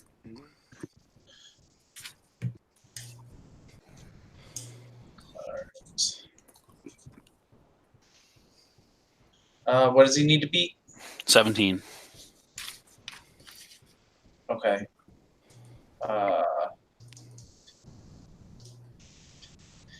Okay, so he seems like he reacts to the sword. Okay. So that seems like it's nice because I rolled a nat 20 on my second attack. And I'll roll to confirm. Yeah, that's probably not going to confirm with a 10. No. No, yeah. All right. What's the standard practice again for crits with that? Is max damage. Just max damage? All right. Does my D6 psychic damage also kick in that? Yeah. Delightful. So that'll be 8 plus... so 11 plus 12 will be my damage there, so 23. Okay. All right, so that was my 2 attacks. Oh shit, that's right. That first attack also did an extra 2 damage because I have unspent seals. I do a little extra damage. So it was a total of 5 damage on that first attack. Or Wait, sorry, your bonus not 5, action, 7. did you use your bonus action to put a seal? No, I used a bonus action to activate the sword. So where are the unspent? Seals that are in your pool. Yeah. Okay. While I have unspent seals, I do an extra d6 damage. Okay. All right. So that happened. So who's next? Ivar would use his bonus action to activate his Ring of Jumping because it's a bonus action. It lasts a minute, so why not? And that's my turn because I don't think I can hurt him. I drop the spearhead into my haversack, and is he still attached to Olean's whatever branch? There is a wisp of him that seems to be attached to it. Yes, it's much smaller than it was before he was formed. All right, so I would pick it up by the other end, like far away from where he is, and next round I'll try to club him with this thing. Wait, with the branch? Yes. Martha is currently holding it. Oh, okay. Then I will like put a hand on it and grab it and tell him to let go, so that I can club him with it. And since Martha doesn't have a death grip on it, he would. So you still have a pretty tight grip on it. It's just not as tight. You can attempt to let go of it, and it won't be as hard as it would have been last time. So give me a athletics check. All right, I'm awesome at those. My -1 strength. You're too weak to let go.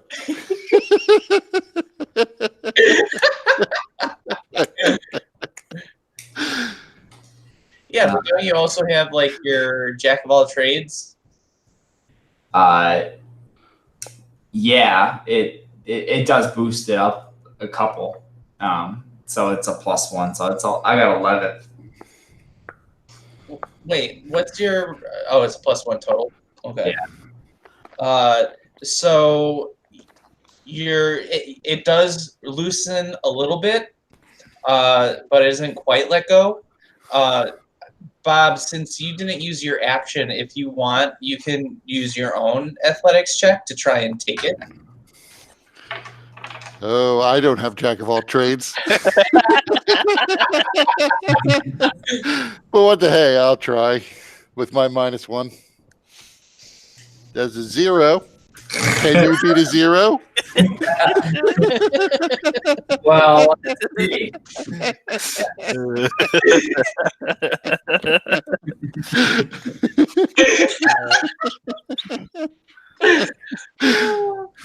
All right, so you're trying to yank it out of Martha's hand. You're not. It's not going well. With my own natural one, I imagine I lost my grip on it, and now only he is holding it. That's fair. You know what? It probably was. Omar probably greased it at some point. No, I can just imagine you doing like the Peter Griffin thing where you like fall over and now you're holding your knee like, ow.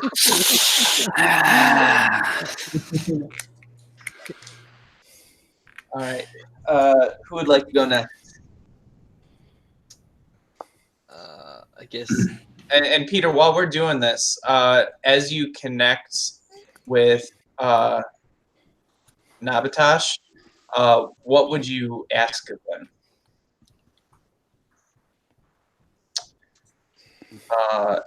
And if you want, you can email that to me. Okay. All right. So, Martha and Kip, what are you guys doing? So I drew that triangle around. One of the effects was that the creature would be frightened. Did that effect seem to? Did that have any effect on this creature, or at least any visible effect? It doesn't seem to. Okay.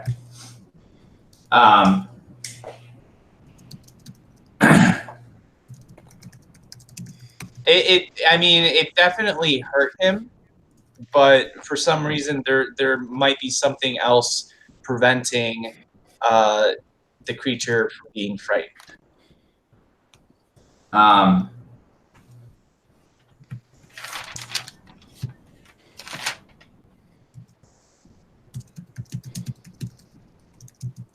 So I'm gonna cast Bane on it. Okay. That's a charisma save. Yep. All right. I got a 14.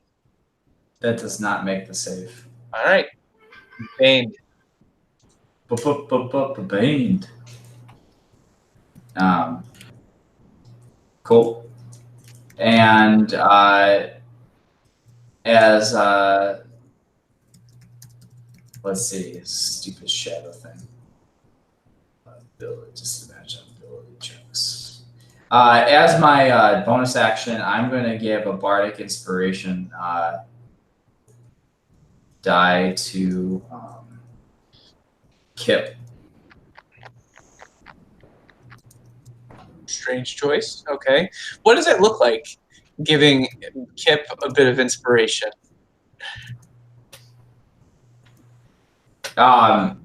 So, Kip, this is your chance. This is your chance to kill Petrie yourself. You can do it, Kip. Yes, Here he is. indeed. Here he is. There's Petrie. Yeah, Kip has, he's hunting Petrie. I forgot about that. So Kip, yeah, how do you react to seeing Petrie now? I have like this this menacing smile. I'm staring at the back of him because I was sneaking behind him. I said, "Good." And my hot mama's she's been commanding your death. And I swing my maul. Okay.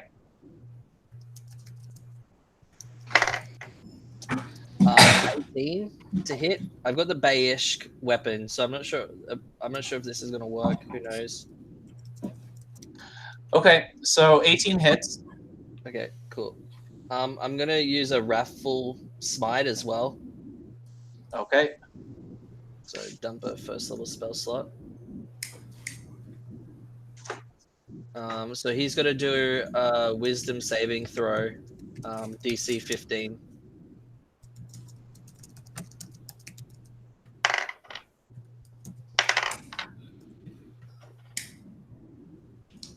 And then he's minus a d4. So 8.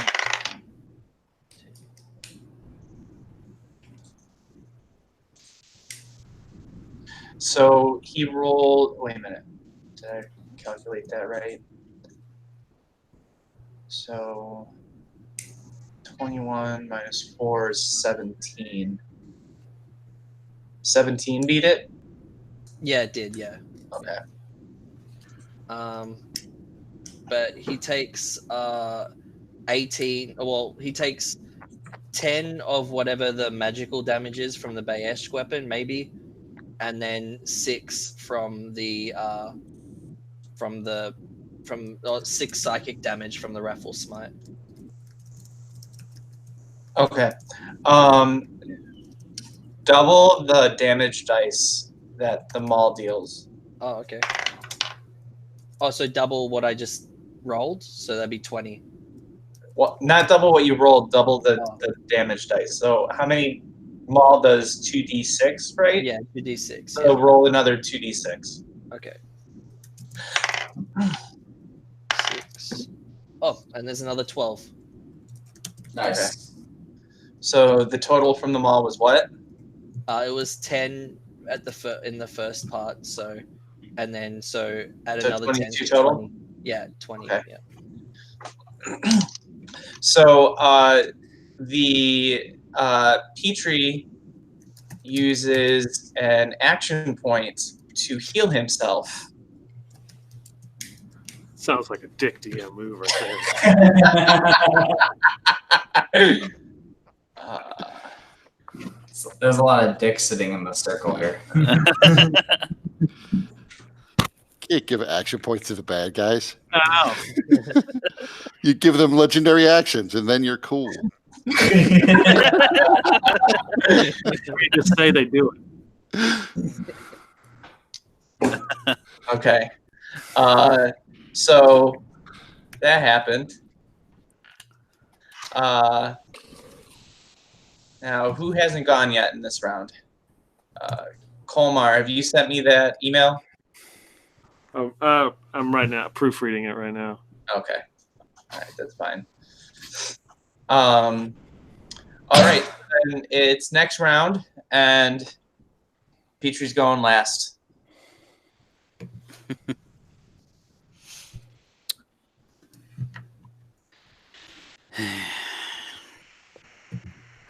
Well, Ivar is still trying to wrestle the stick away from not from Petrie, from Marthau. All right, you want to give me another athletics check? 16. Okay. Marthau, give me an athletics check to see if you can let go at all. Let's see, this dice has been awful today, so we'll continue that. Yeah, it pulls through. That's a 3.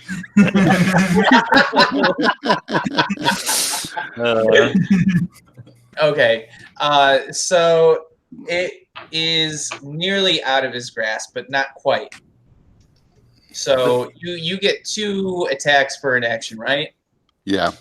So you can do another athletics check. 10. All right. Martha, give me another check. It's a natural 1. Yeah, this guy is total dog shit tonight. So somehow the corruption in the stick actually shoots out and wraps around Martha's hand, making it even firmer of a grasp with that natural 1.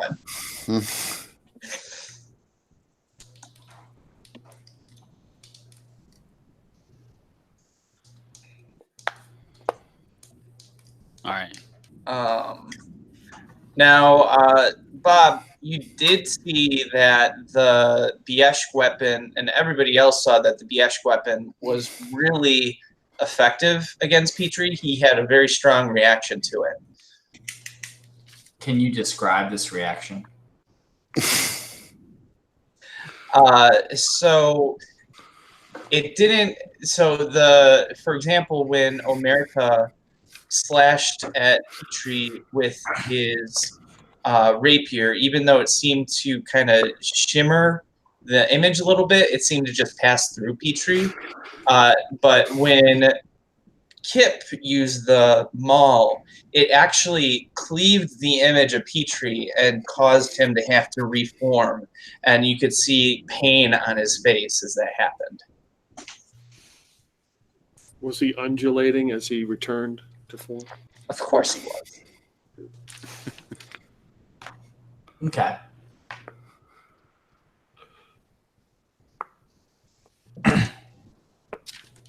So I will take that into account, but this round I was trying to still get the stick away. Well, if you got any action points, you could. I have no idea what's coming after this fight with Petrie. All right. All right. Well, I mean, I'm gonna stab him some more. Unfortunately, I have the limitation of the target has to die by the blade in order for me to learn the fucking secrets. So I'm just gonna stab him a couple times. That's why I'm not attacking him. To help you get the kill. Oh wait, I'm gonna bonus action put a seal on him as well. All right, so one of those attacks is probably going to hit with a 26. And the second of those is probably going to miss with an 11. All right, the 26 hits. Yeah. 11 misses. Email sent, Peter. I Oh. figured. That didn't take long. That's not good. I was short but sweet.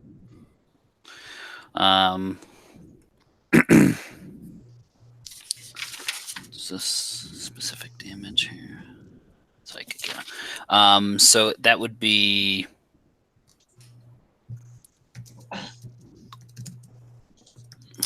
brain has stopped working. 8 of the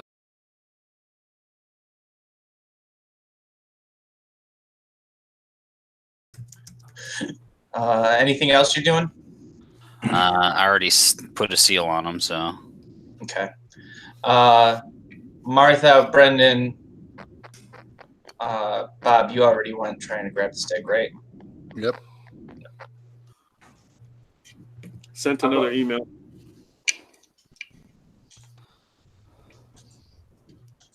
So I'm up.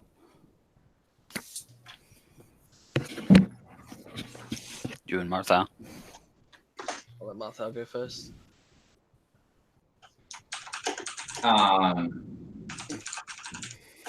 I cast Bane. Yeah. So then, it's us two.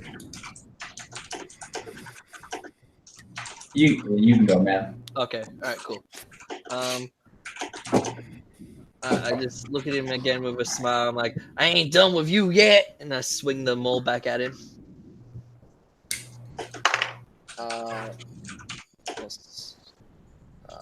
So 18 again. That hits.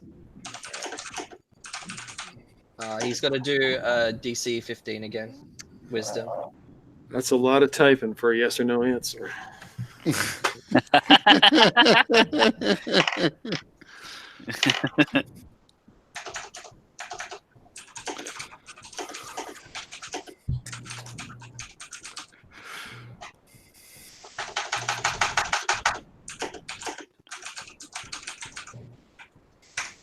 Do you have a mechanical keyboard?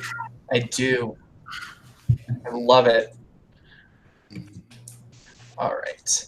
So he passed the save.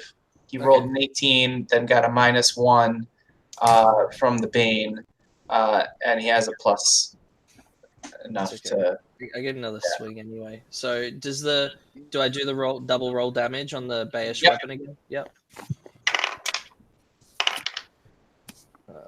Fuck, they were rollers. What a dick. 7.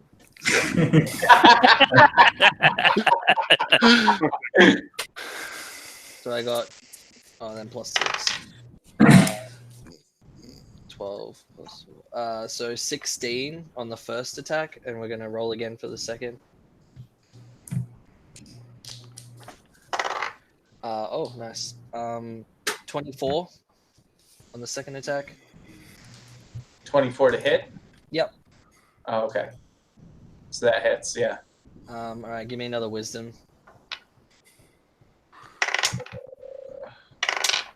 6, 7,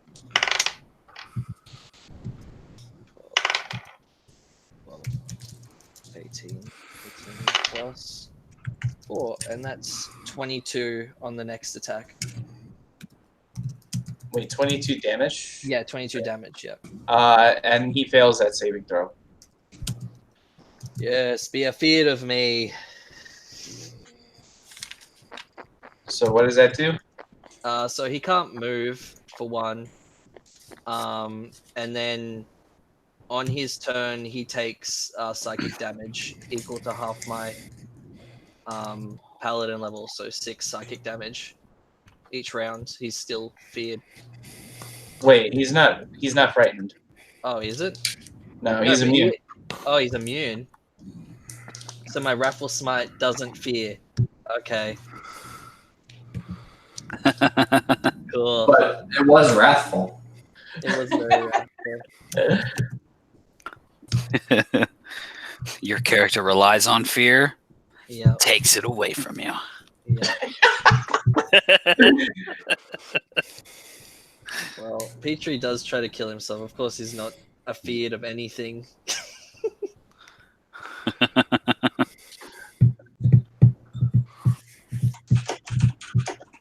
Not afraid. Yeah. Anyways, that's my turn.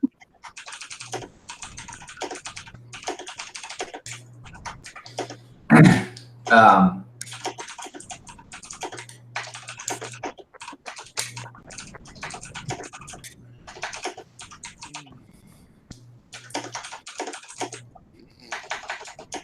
let's see, is this concentration? Oh, it's a reaction.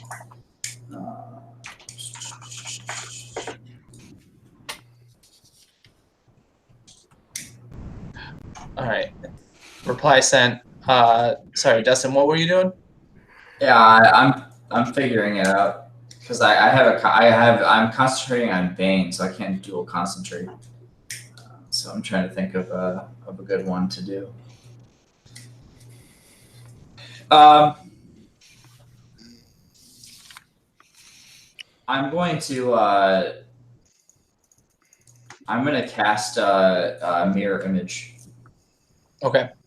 So you see 3 corrupted-looking Martha. Martha just like pop out. Okay. Now I have to figure out which one to get the stick from. And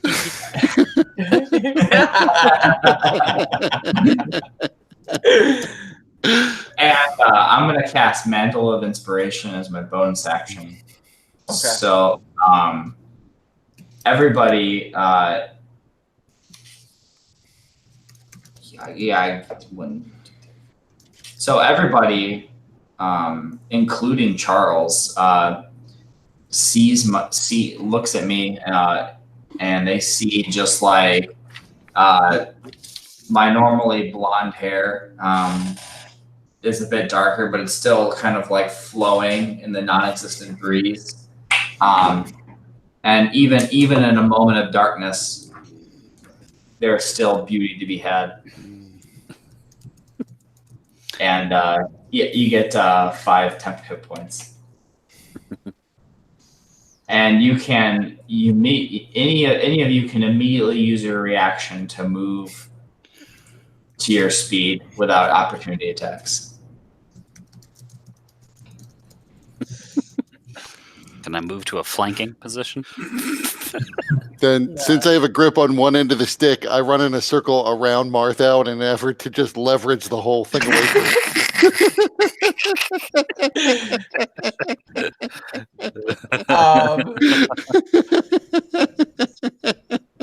Okay. Martha, give me a dexterity save. Don't roll a natural one. Dex save is 10. Okay. So you fall prone and dizzy. Now, Bob, you do have a grip on the stick, but the tendrils of corruption are stretching, and still, and it pulls up Martha's arm.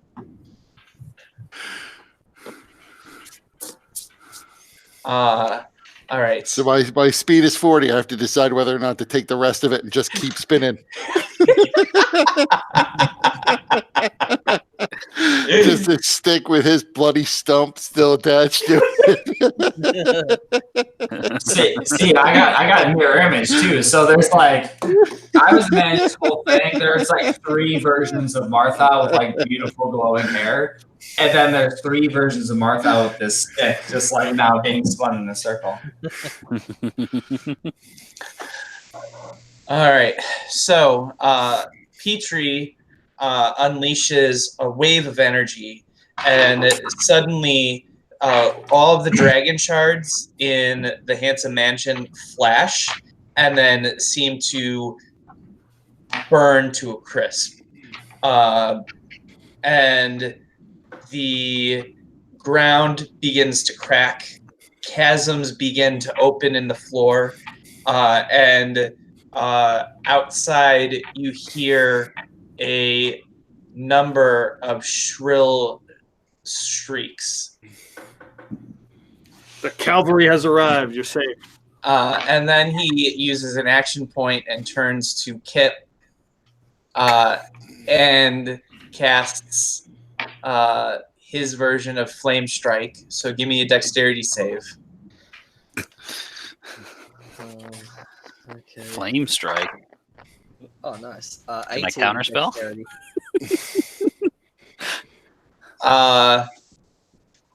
You could if you want to. Yeah, I mean, fuck it. Why not? Okay. A counterspell.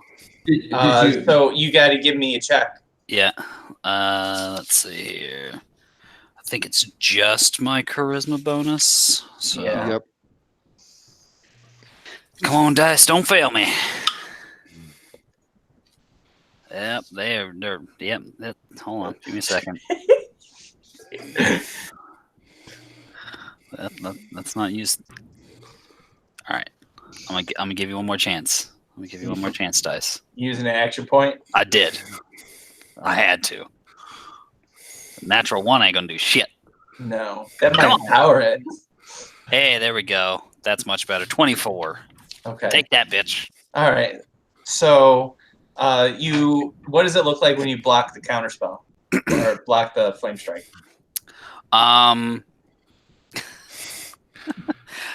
For a moment, Omerta looks like Flamekeeper Stenson. So he like turns around. I imagine he sort of goes to points, and with my rapier, I just sort of wrap him on the wrist, like on the back of the hand. Stop that! But then, like, along with it, it's sort of like a channel of energy, and it sort of zaps his hand and disrupts the concentration of the spell and stops it. And then Petrie uses his reaction to counterspell your counterspell. No.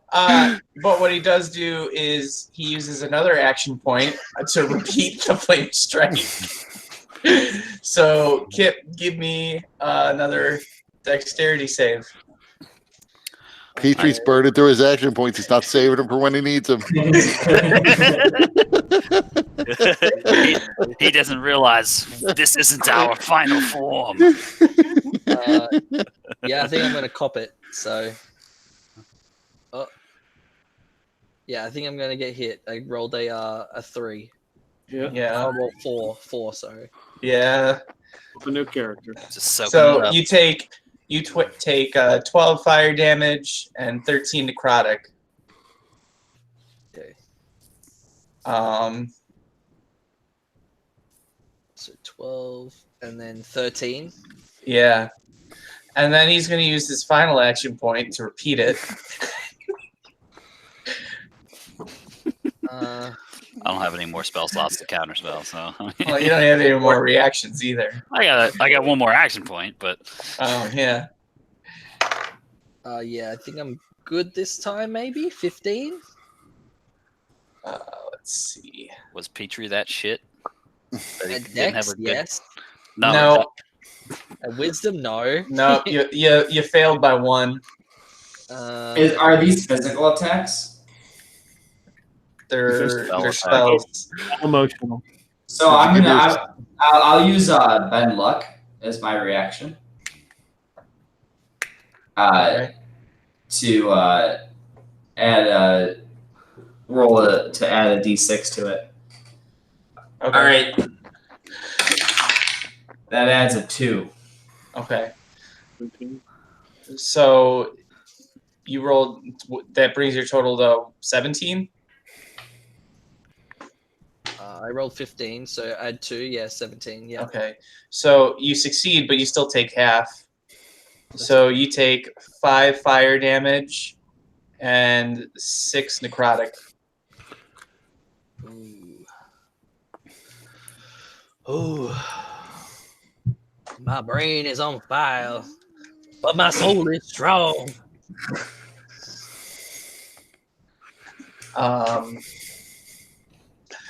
And then he's gonna roll to see if his bane remains.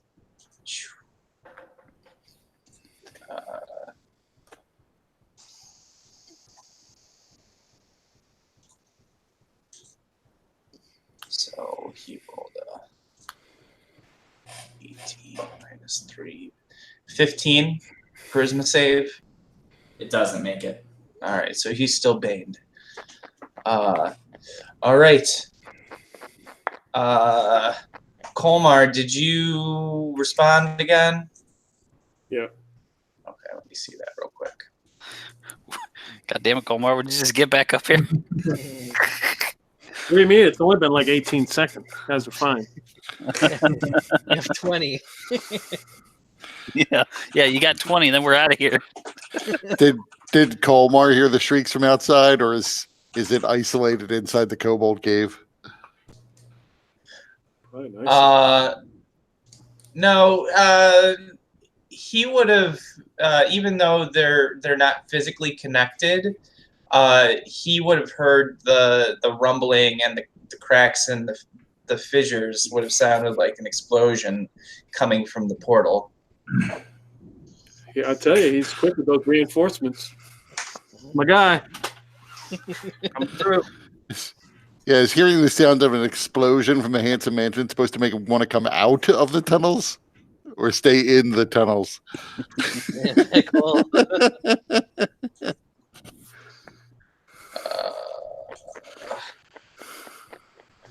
You know, that brings a good point. Is that the portal is kept alive by the kyber crystal or the crystals in the hearth. If all of those like blew out, I would imagine that the portal doesn't have much time before it closes. Martha, you can give me, since you designed this everything with the Handsome Mansion, go ahead and give me an Arcana check. And what does this do to Baba? Yeah. Well, It's we're a, gonna fit, fight it's a together, 15. Okay. I'm sending you email, Dustin. Lots of emails tonight.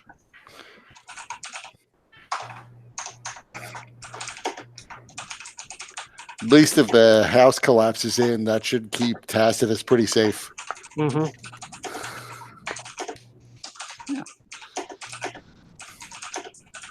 Especially if it collapses in on him. So he turned himself to stone, right? Yeah. It'd be a shame though if like, you know, because he's like trying to stay he's like spending concentration and energy to stay petrified, but if he loses that battle and then he wakes up, he's just like under a mountain of rubble. He's pretty powerful, though. He could probably like lightning teleport his way to the surface eventually. Yeah, you know what? Let me see here. I haven't looked at Tacitus in a while. I forgot what he has. Yeah, but if it was whiplash damage, he ain't getting that. Like it's like a delayed whiplash. Mm-hmm. Something like a delayed fireball. Even in the Kobold Caves, Komar might be able to just try to like dimension door straight up and hope that makes it to the surface. And wonder how far above the surface he may appear. Yeah, so you guys do hear a scream, and Baba sort of limps into the room, incorporeal but with holes beginning to appear in his form. Oh shit! He's being bound here by these things, right? Wasn't he? Yep. God damn it! And Colmar, you notice that some weird things are happening to the portal in front of you. Didn't you guys learn whenever Tacitus reached out with his mind, with Petrie, that bad things happen? Oh, shit. I forgot the most important part of the email, Dustin. God damn it. Did I level up?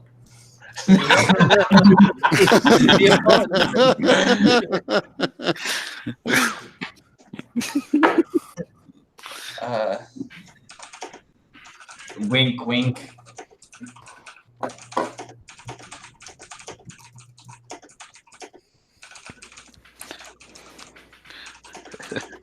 find a mysterious mask upon your person.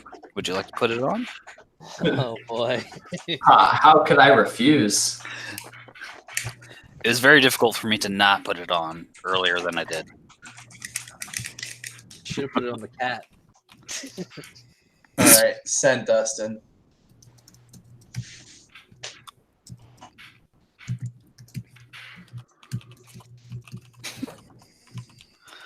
All right. So, who's up? Everyone again, I'm pretty sure. I guess Omerta is getting annoyed. And he's gonna... When is Omerta not annoyed? He's hardly ever. He's very, very jolly, in fact. But he's gonna pull out the Bayashk rapier and stab with that a couple of times. Okay. Here we go. Oh, hey, look at that. I'm pretty sure both my attacks hit. Because they were both 17 on the die. So that'll be a 24. Yep, both hit. All right. With the first one, I will... Right. Well, you know what? With the second one, I'll do it. But so first attack here. No, what the fuck? Shit damage is that? Wow. So 5 piercing, 2 psychic. Okay. Real big damage there. 2 1s and a 2. Uh-huh. And then on the second attack, I'm also going to consume the seal that's on him. Or I should have put the seal on him before the second. Well, whatever. Too late. Second attack is considerably better. That'll be 12 piercing, 5 psychic, and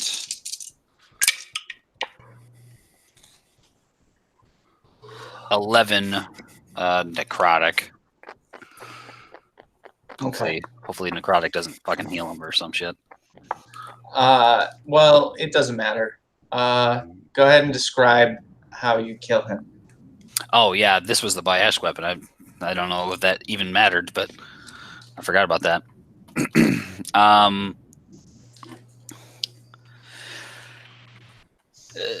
Yeah, I just run. I imagine just running him through. It's like, you know, you shouldn't even be here. Go away. Just like sort of stab him. Okay. We are quite busy. Please return where you came from. Anybody see Big Trouble in Little China? It's been a long time. It's been a long time, yeah. So the look on the beholder's face when it gets shot at, I imagine that look is on Petrie as he just kind of gets pierced and then suddenly vanishes. But now you are hearing where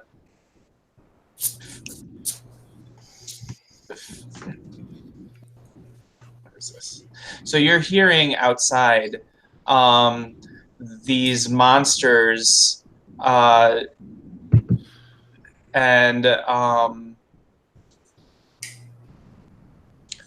you also hear the familiar sound of the bullet as it tries to fight them off, but from the sounds of it, seems like it's a losing battle. You hear a sudden crash into the door and the walls as creatures begin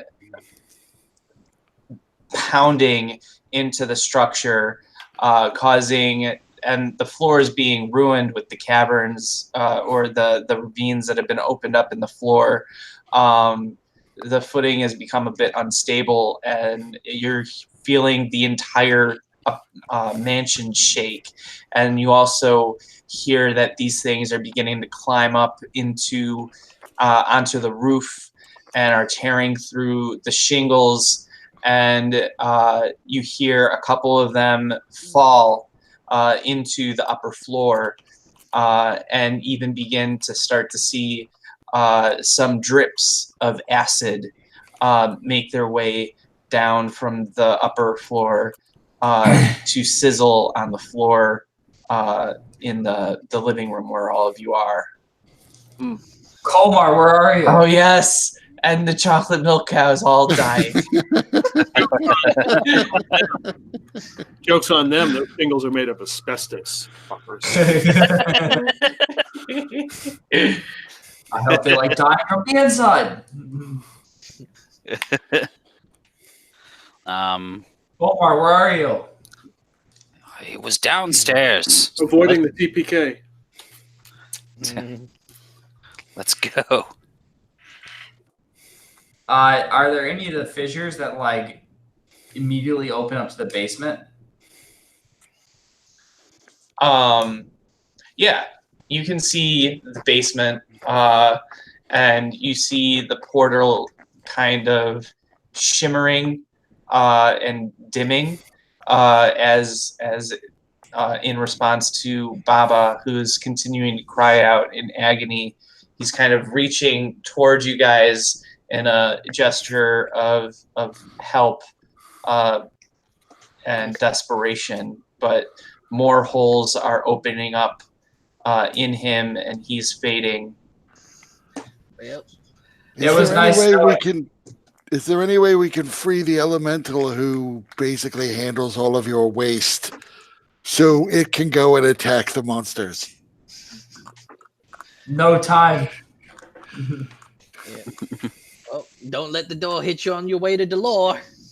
Actually, speaking of that, through some of the holes in the floor, you see that an earth elemental begin ravaging and breaking things because Tacitus. because now that the elementals were bound within dragon shards, and if the dragon shards were burned out, there's nothing that can contain the elementals anyways. and there's a fire elemental and a water elemental, and they're all rampaging because they're like, what the fuck? They've been trapped all this time. But especially that earth elemental who's been the sewer system. It's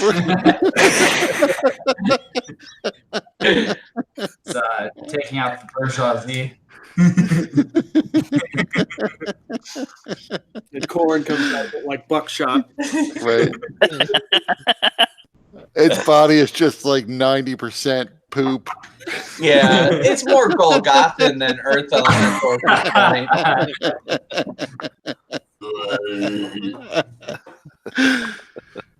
So, how far is the drop to the basement? Probably about 15 feet, 20 feet. Oh, that's Heck of a drop. how far. I mean, do I have a sense of how far away like the Hearthstone will grab people? Is that I don't know if that was part of the. Yeah, that's not part of the description that I have. I could probably dig it out of an email somewhere. I mean, everybody has to be within pretty close vicinity. I would say probably within 15 feet of the Hearthstone. Okay, so then that okay. And you also, everybody kind of sees in the basement Tacitus's steed kind of whinnying and pointing his snout and one of his hooves at the portal, and then looking up through the hole at Omerta. Yeah. Omerta's steed. Yeah.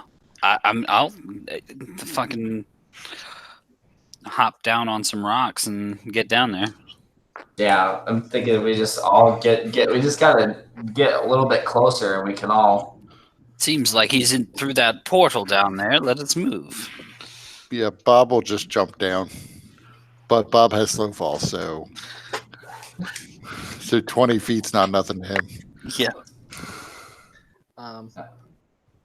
Yeah, I jump on Sunny's back and I go, yeehaw! And I jump down as well. Okay, so while the cracks are fairly large, they're not big enough for Sunny. Well, What if Sonny digs? I mean, I don't think he can dig through wood flooring, and I mean, he's taken enough abuse, right?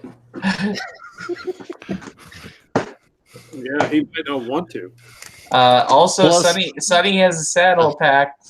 Right, all the BS weapons are stored in Sonny's pack. well, you need to get up here. I ain't going anywhere. Did There are steps that go down. We could just take those. Did you- And We've got rampaging elementals down here. Speaking of which, Ivar, you jumped down there, or Bob? Yep. Okay. You see the Golgothan launch something at you. But you're able to dodge out of the way. It makes a squishy splat against the opposite wall. So Martha's gonna cast. He'll cast Reduce on Sunny. So Yeah, that's true. Sonny's only medium size, right? yeah, he is. Yeah. Well, he- Yeah, he's Yeah, my but he's still bear shaped. Yeah. Well, I'm medium as well. Am I a bear too? You're not medium. You're a halfling. Aren't they considered? No, No, they're small. small. Well, Smaller than gnomes. no. Yeah. You're Yeah. a quarterling. So I mean, in any event, I'll just reduce Sunny to a small size, so that he can fit through the crack. Which no doubt will incur the wrath of Kip. Yeah, Who won't like that his steed chose to become small and useless.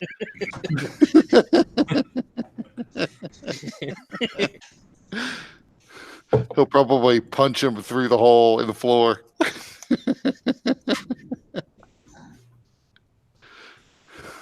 All right. Well, I ride Sunny down the hole. Okay. So there is a fire tornado that begins moving around the room, and a creature with that is throwing icicles, like this like tidal wave looking thing, muck looking thing, but made of water, and throwing icicles everywhere. So rather than doing attack rolls, everybody just make a dexterity save. Have to do one for Sunny. Yep. Okay. Nat 20. Good thing he's got advantage. I'm pretty sure. 19. Okay. 16. Okay. Hang on. Let me just double check this. Okay. So advantage. Yeah. Oh yeah. Cool. There's a nat 20 on Sunny, and there's a 12 on me. Okay. So you get hit with the fire and ice. So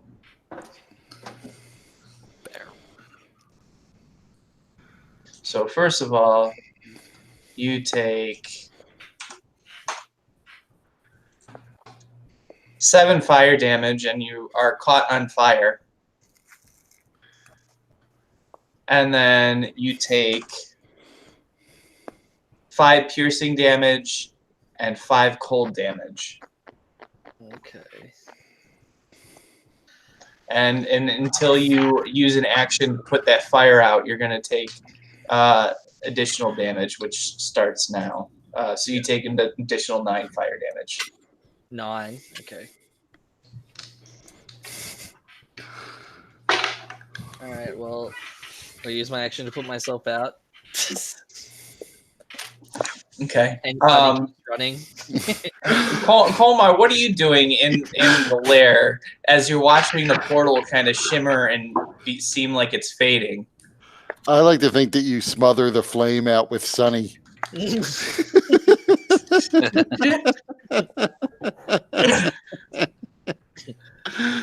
least McCormick's you're good Folly, for something. sponsored by PETA. What? They said McCormick's Folly, sponsored by PETA. I don't know. I mean, I guess if I'm in some sort of trance, I wouldn't know if it's part of the trance or if it's like really happening. Okay. Did you So trigger Colmar's sitting there looking like he's stoned watching TV, apparently. trigger some dormant trap or some shit? I mean, it makes a lot of sense. All right, you start to hear creatures begin to come in to the main floor, scrambling around. You hear their screams and their talons raking against the floor as they begin to swarm into the house. You definitely see a couple from the cracks in the floor that begin to eye you, and they scream out in a what appears to be a signal to the others.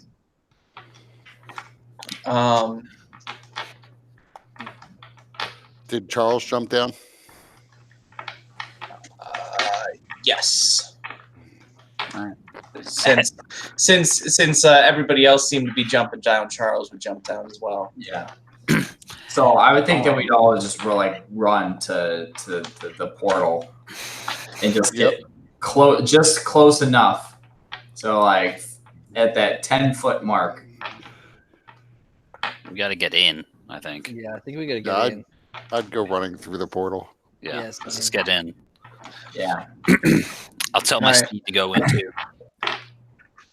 So as you guys are running towards the portal, each of the elementals begin unleashing more barrages at everybody. First of all, Kip, you're still on fire. Or no, you doused yourself, so you're fine. And then so everybody give me dexterity saving throws. Everybody give me 3 dexterity saving throws. What? I'd like to activate my boots of speed. Perhaps that will help me out. Can I just So- take Sonny's roll? No. Damn it! But I'm riding him. I've got mounted combatant. Doesn't that work? No. You could take the hit for Sunny. Sunny can't take the hit for you though. Does my double speed grant me any bonus here? Or fewer amounts of rolls? I'll give you a +2 bonus to your dex. Okay. So first I got a 28, then I got a 21, then I got to use an action point, and that then got me a 23. All right. So Bob is fine. He jumps through the portal. These are saves, right? Everyone gets +3. Oh. Still had to probably use an action point. I imagine I don't because I'm running way faster than everybody. Yeah, I'm probably faster than you two anyway. Shit, I gotta do this 3 times. And then another. Save. Oh my god. So it's a 21 on the first, 20 on the second, and a natural 20 on the third. All right. Plus, my long jump now is like 40 feet, so I probably would have just run 10 feet and jumped to the other 40.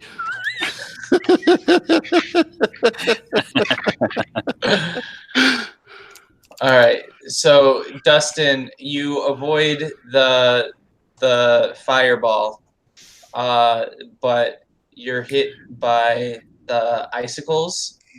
So you take 2 piercing and 1 cold damage, and then you're hit by the Golgothian sludge bomb. So you need to give me another dexterity saving throw to avoid being knocked down and pinned under the sludge. Oh. Me use Tides of Chaos. Hey, he's the one we really need. Yeah. That's a 19. Okay, so you're not knocked down, but this sludge is clinging to you and it hits you pretty forcefully. So you take 6 bludgeoning damage and 7 poison. Okay. And then Kip, you also avoid the fire elemental, but take both of those other ones. So you take 6 piercing, 3 cold, and then give me a dexterity save to avoid getting stuck.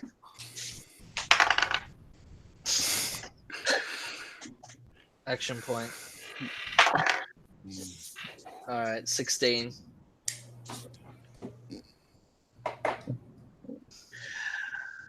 I still Okay. rolled Sunny. Huh? You still haven't rolled for Sunny? Yeah. All right. Well, he's got advantage on these, so that's all right. All right. So.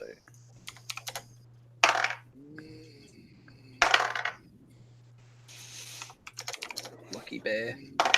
I wanted his damn rolls. Yeah. Fuck. He's gonna get beaten after this. Oh, never mind. It doesn't matter. Oh, that was without the +3s as well. So Kip, you don't get stuck, but this stuff is clinging to you. Both you and Martha smell fucking awful, and it's you don't know if you're gonna be able to ever get that smell out. You've never smelled anything quite like it, but you take 4 bludgeoning damage and 3 poison damage. Kip manages to avoid the icicles and the Golgothan, but gets hit by the fireball. So he takes 4 fire damage, and he's now on fire. What, is Sunny on fire or am I on fire? Sunny is on fire, and it's safe to say that if you don't put it out soon, you'll be on fire. And the satchels will be on fire. So how much damage did he take? Sorry, I gotta jump over pages. He took 4, 4, right? 4 fire damage. Okay.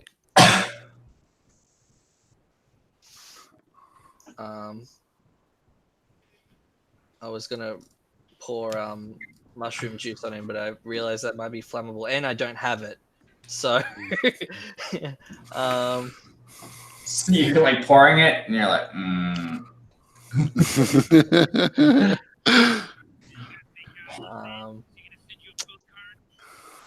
As the flames leap higher on the bear. yeah, I'm just gonna like try and I'm just smacking him really hard, like which I'm definitely like I'm beating him a little bit, but I'm definitely putting out the fire. totally not abusing you. Yeah. But at Stop the same being time, I might on be. fire. Okay. It's up for interpretation. All right. So you guys managed to jump through the portal. Does it close behind us? Just No. in the nick of time? No. Come on, that's what they do in the TV shows and stuff. This isn't TV. This is my fucked up imagination. So once we're in the portal, Martha would waste no time. He would pull out the Hearthstone and or do whatever he needs to do to activate. Make sure Again- Colmar's here. Yeah, and Charles. Did Charles make it across the battlefield? Oh, Or is he pinned and shit and on fire outside? Charles. So I actually have a character sheet for Charles. So yeah. let's see how Charles does with these rolls. Yeah, you may just have to leave it, man. Every great hero must make a sacrifice. Maybe you have to make the sacrifice. Right. There is something about mourning in our list of things that we've got to contribute. Yeah, Maybe it's the loss of Charles is the thing that you'll be mourning. yeah. There you go. We got it. We fucking figured it out. Yikes. He does Not get- only does he get hit by all three, he rolled a natural one against the Golgothan. He got it in his mouth. Oh, actually, I give him bountiful luck. He can re-roll that. Oh, You're not in there. You guys are all in the portal. Well, I mean, he was running with us, though, right? Yeah. Right? Well, yeah, but he was last. Okay. Well, fuck. Charles is dead. And it's a confirmed crit fail. Actually, he's got 4 action points. Let him use all of them. Yeah. He got 4. Charles got 4. Charles doesn't get any action points. What? Yeah, they're called legendary actions. We got it. Let Charles use his legendary action.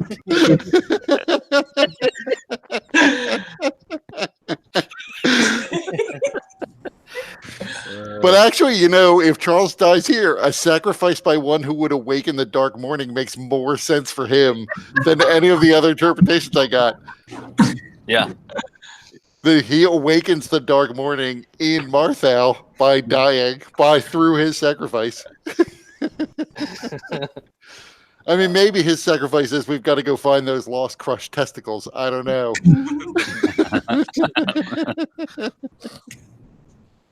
All right, let me. So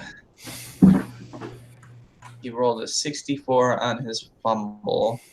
So this is just him getting hit. This isn't him getting stuck. Yeah. Oh boy. Peaches. Oh, okay. So he's stunned.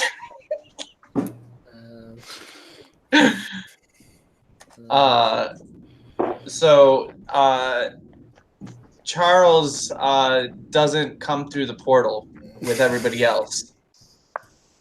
Portal's still up though. So you guys are waiting for a moment. Charles is still not there. can we see him through the portal? No, the portal's opaque. What kind of portal is this? We can't see through it. It's like the classic Mighty Max portal where you don't see through it, you just see the colors shifting.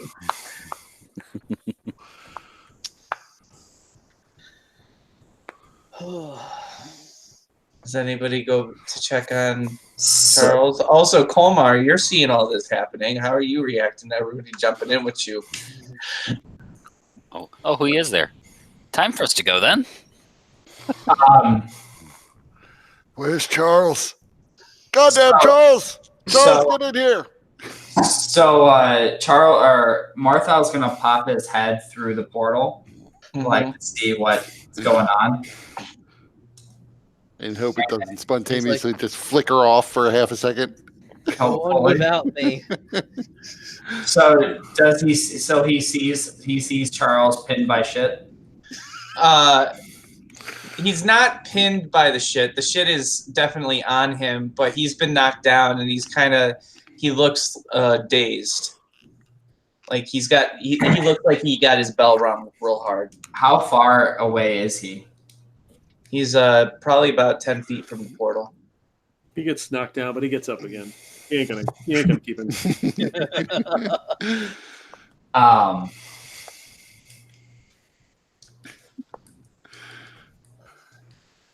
He's gonna roll another 3 times. He's dead. I see. So as I see this, I'm gonna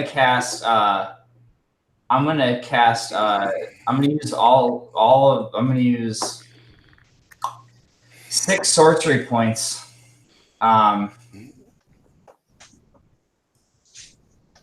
Basically cashing out most of my stuff here.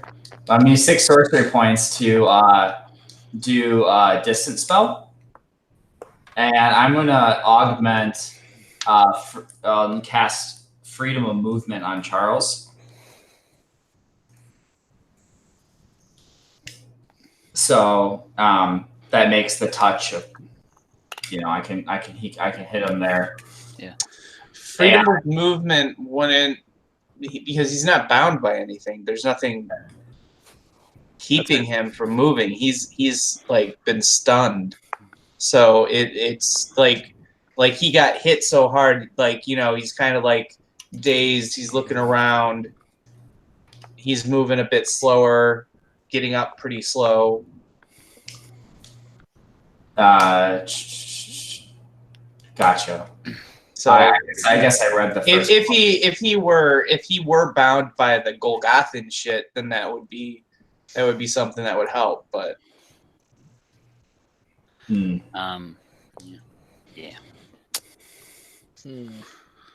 So I guess we all go back out into that room where we can all disappear with Charles. We just have to drag Colmar with us because I think he's high.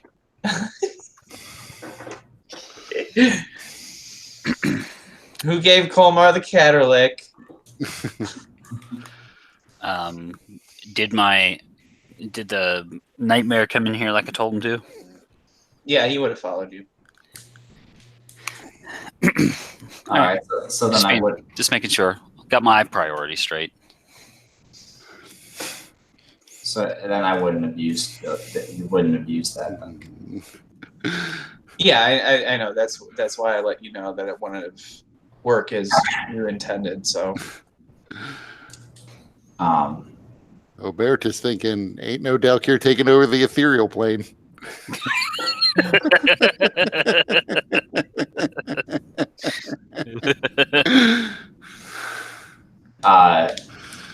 But I still will use some sorcery points, and then I'll cast Cure Wounds on Charles to kind of give him a bit of an upper. Cure Wounds doesn't affect the stunned condition, though. He's not stunned though. He said he was dazed. No, he's from the critical fail that he had. He's stunned. Oh, okay. But that's how it looks to you. That's because it was from the impact of the Golgothan shit. Oh boy. Okay. Well, do you want to go through the portal and get him? Don't let his sacrifice. Portal is closing. You can feel it kind of creating a force on you that's kind of pulling both sides from where the portal is touching you. It's gonna take your head off, man. And we'll all be trapped inside the portal. Well, see, the thing is, I'm sticking like As the amulet's on this side and it falls out. The amulet is cut in half, and we just die here. End of campaign. So, all right. So, Martha will.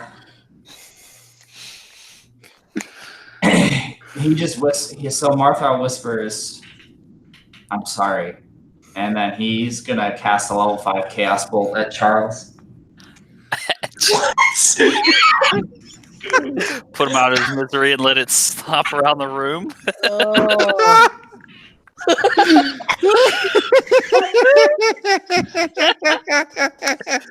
Oh man!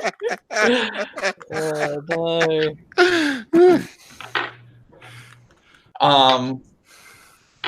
This has the potential to be amazing. All right, so you're hitting him with a chaos bolt. Yeah, level 5. So it's gonna that shit's gonna spill out all over the place. All right, well, roll And your you know attack what? roll, but you get disadvantage or you get advantage because he's stunned. So that's a 28. All right, so that hits. So what's your damage? A lot. Let's see. For every, so 2d8 plus, I'm casting a level 5, so 1, 2, 4, 6. Let's see. Well, we definitely have some duplicates there. So 8 plus 8, 16. Plus 6 is 22.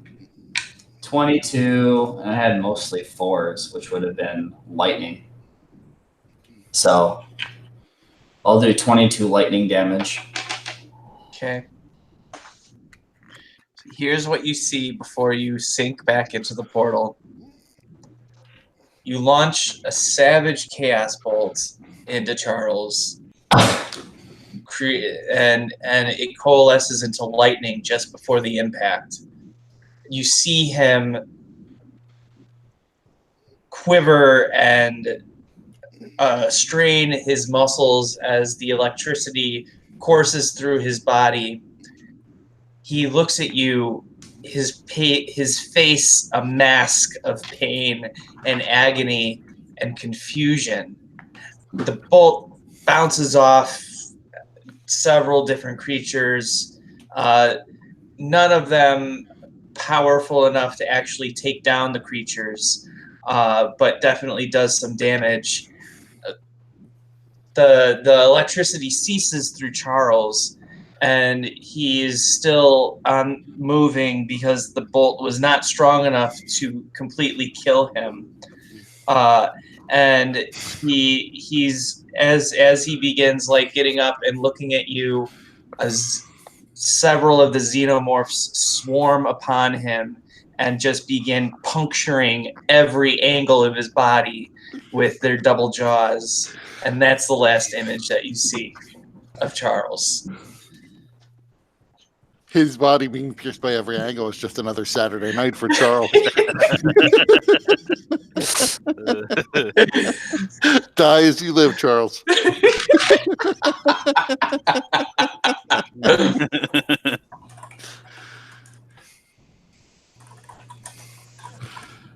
And what I like about this is, as Marthal sinks back into the room with us, we have no idea.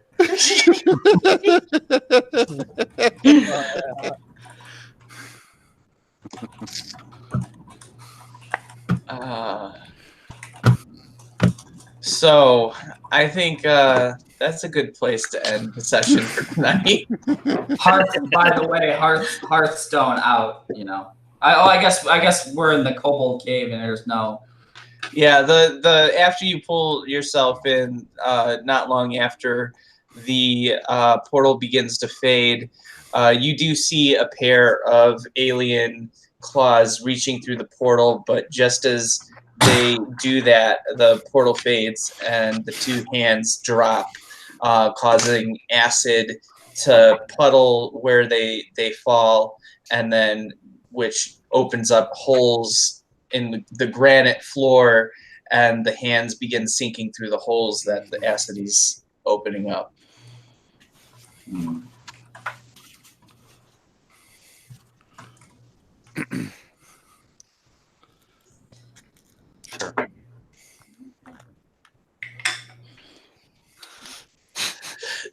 So we just reanimate these kobolds and kill them till we reach 20th level, and then we come out. Right, we'll just farm undead kobolds until. There we go. There are several kobold bodies in here. You guys never actually buried them or did anything with them. Target practice. I mean, they were a beast. They were a beast last time. I don't know if I'd want to revisit that, even at a higher level. So, what do people think about the session tonight? Very little forward progress. Very par for us. Yeah, I mean, I would say the fight against the darkness was a little frustrating, but the end was epic. That Charles's death may be the morning, and that it's morning with a U, definitely, and not morning as in beginning of the day morning. Yep. It's all good. Yeah. If only there's sometimes like DMs will pull this trick where they'll just throw some bullshit out and later you'll think they planned it. In this case, I'm pretty sure this is not where you were leading us with the dark morning clue. No. Because that would have been amazing.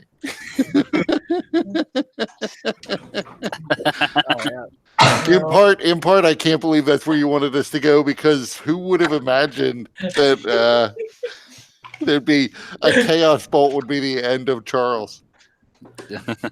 I was hoping if I cast it so high, the damage would have been enough to put him out of his misery. Yeah. And I basically burned every single thing that I had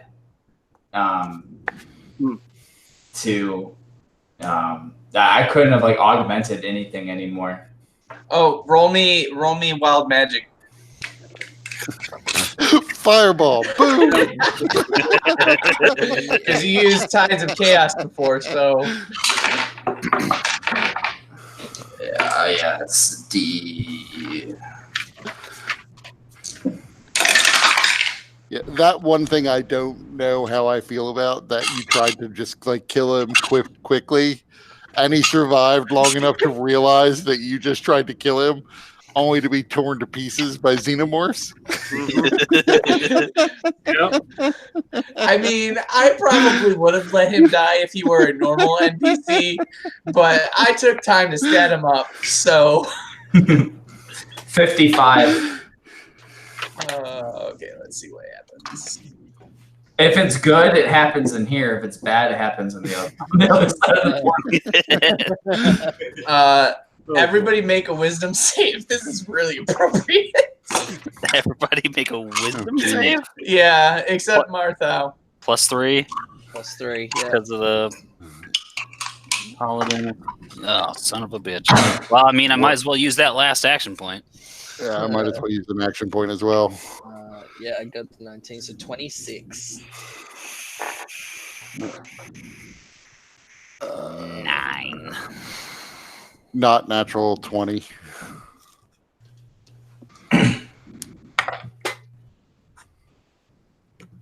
Would have been a 7 without the action point.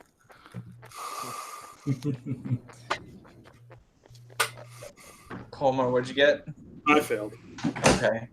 And then Kip, what was yours? 26. What about for Sunny? 13. Animal companions. Okay.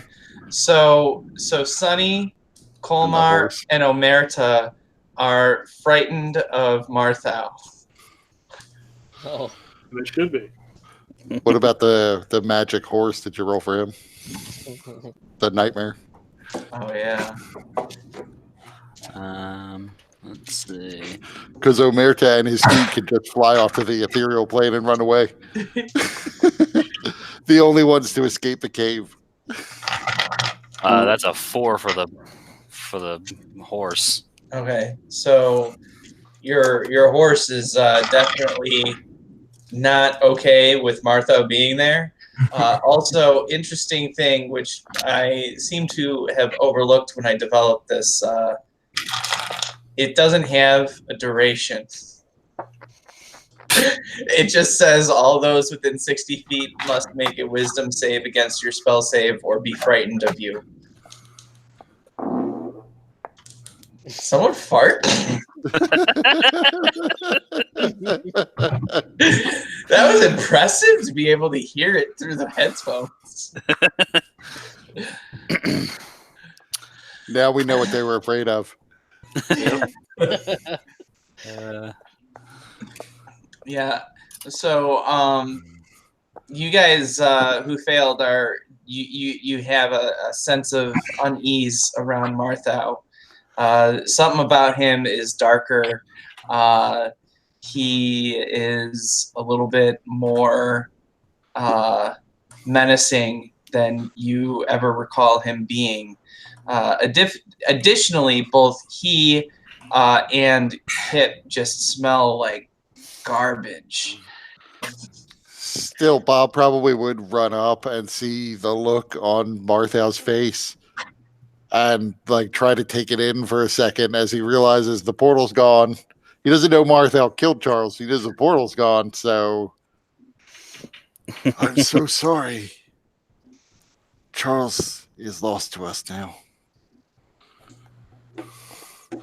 Yeah. And then I turn and look and see everybody is much more frightened than I am.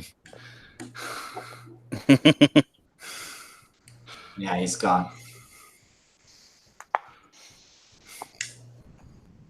And then Marthal just he's just gonna kind of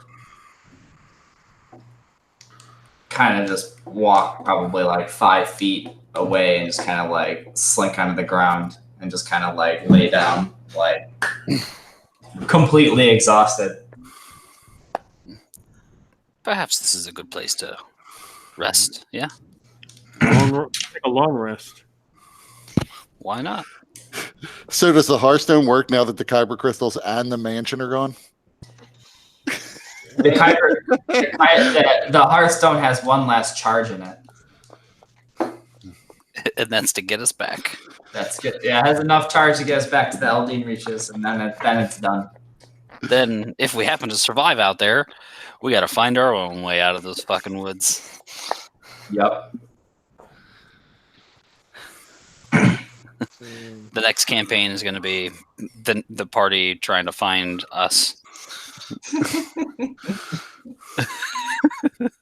Oh boy.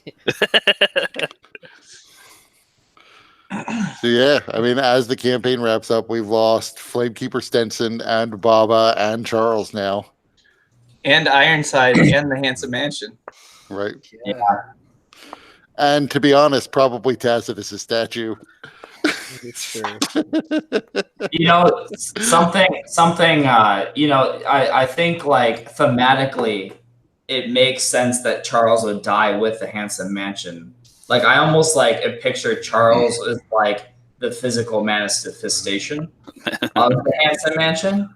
Like he was its keeper. So if it were going to go down, he would go down with it.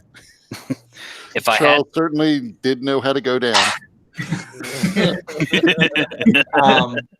If I had a spell slot for it, I would have used an action point to use dispel magic on the petrification on Tacitus.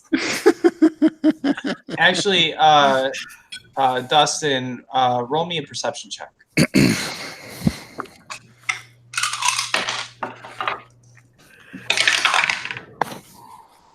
That's a 20, not natural.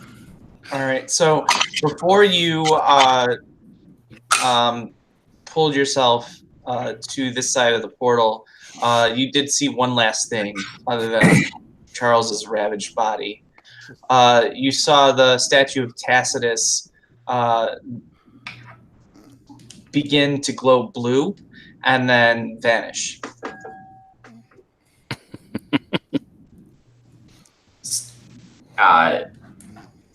Yeah, so Martha he would share that with the group after he's had some time alone. But Got it. Dustin, you gotta tape down that fucking poster corner, man. All night, flopping around has been distracting me.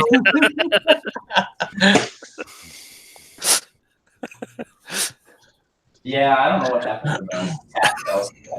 I've had that poster forever. All right. So, any other thoughts about tonight's session? Petrie's died enough. What's that? Petrie's died enough.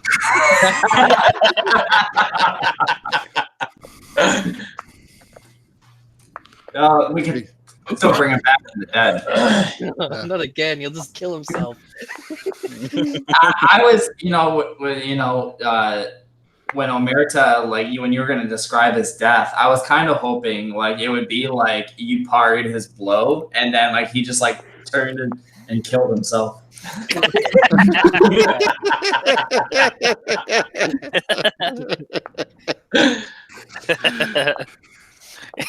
I went to stab, I missed, and he just walked into it.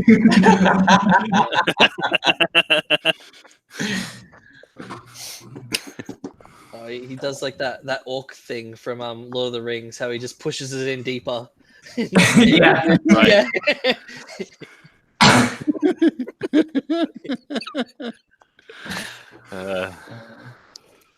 So it feels like we're getting close to the end of this campaign.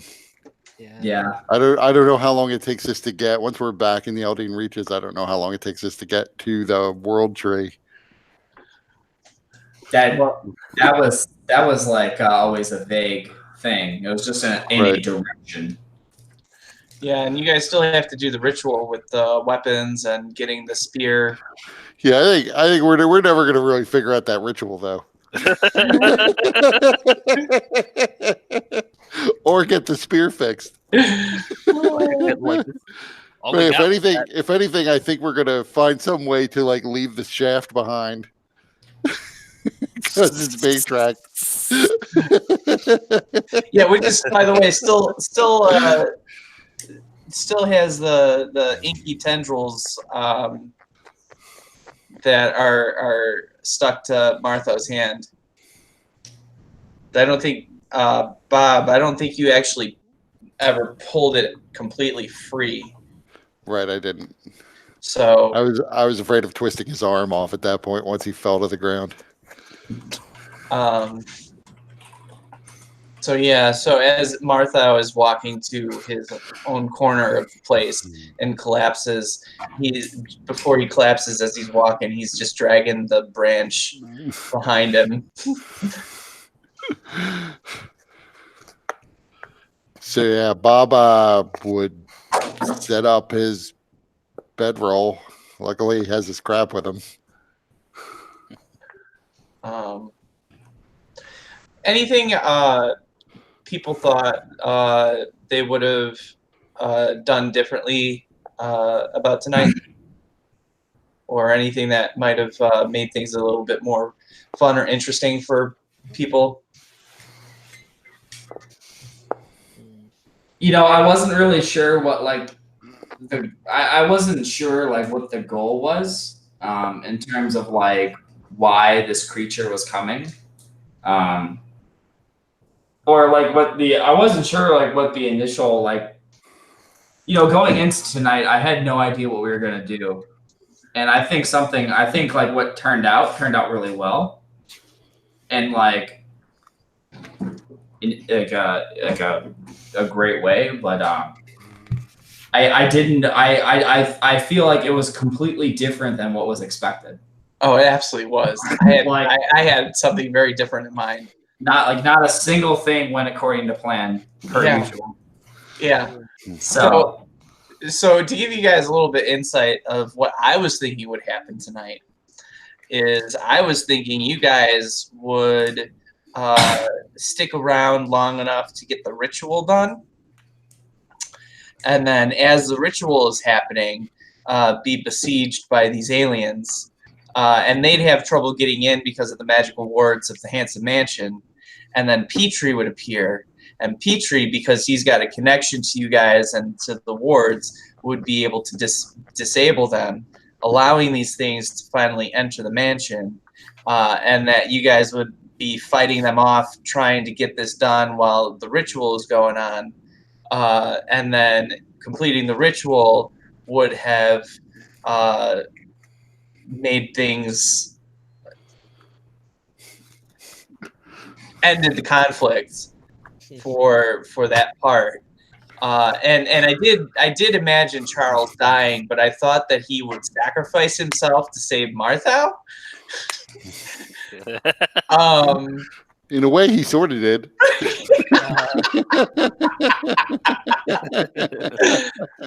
That's how Martha's telling us. Yeah. So yeah, when you guys were starting to say, "Oh, we're just gonna peace out and we'll do the ritual later," I was thinking, okay, so that kind of spoils that plan right there. But then Martha was like, "Yeah, I want to touch this corruption," and I was like, "Oh, okay, that gives me an in to keep things going." Yep. Yeah, my first thought was, well, that doesn't sound like a good idea.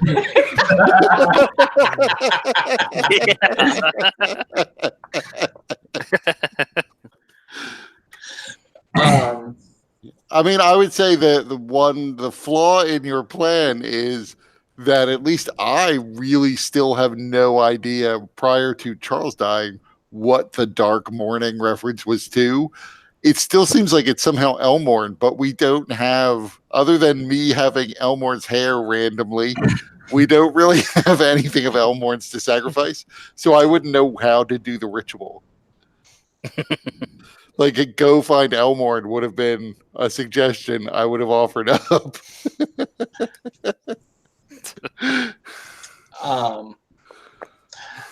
I will say that you have everything that you need to complete the ritual. You just need to put them together. See, there's going to be a problem too, because we're going to put them together wrong, and then you're going to have to figure out what to do with that. Because then we'll have burned up half the stuff we need. And been like, nope, that wasn't it. Yeah, what does this ritual entail exactly? Like putting everything in a bowl and creating a balm of some sort? Well, I mean, the ritual was spelled out on the stone floor by Tacitus. So didn't we take a scraping of that? Like a... I will say that you did, because I don't want to think of the alternative. I mean, I'm sure we read it. I know I was always a little vague on what there were the clues to what the ingredients were, but I was always a little vague on what we did with the ingredients.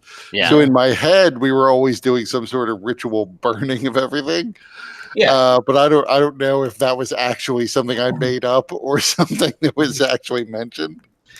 Well, that's in my head. That's kind of how it would happen too. Like the things would be burned, but the burning would take place in the center of a larger glyph and series of magical runes carved around it, either in earth or with chalk. So that's in my head what it was going to be like, and I don't know if I ever communicated that clearly.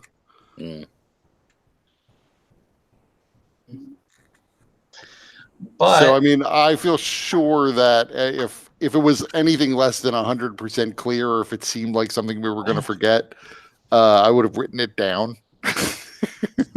Yeah, I mean, the main thing is the ingredients. Right. The everything else is kind of flavor. But also, everybody levels up tonight. Do we get a long rest? It's safe to say that you will be able to get a long rest in this cavern that has no entrances or exits. Yeah, but all they have to do is spit on the ground to slowly dissolve a tunnel down to us. Yeah. All anybody needs to do is touch the fucking handle.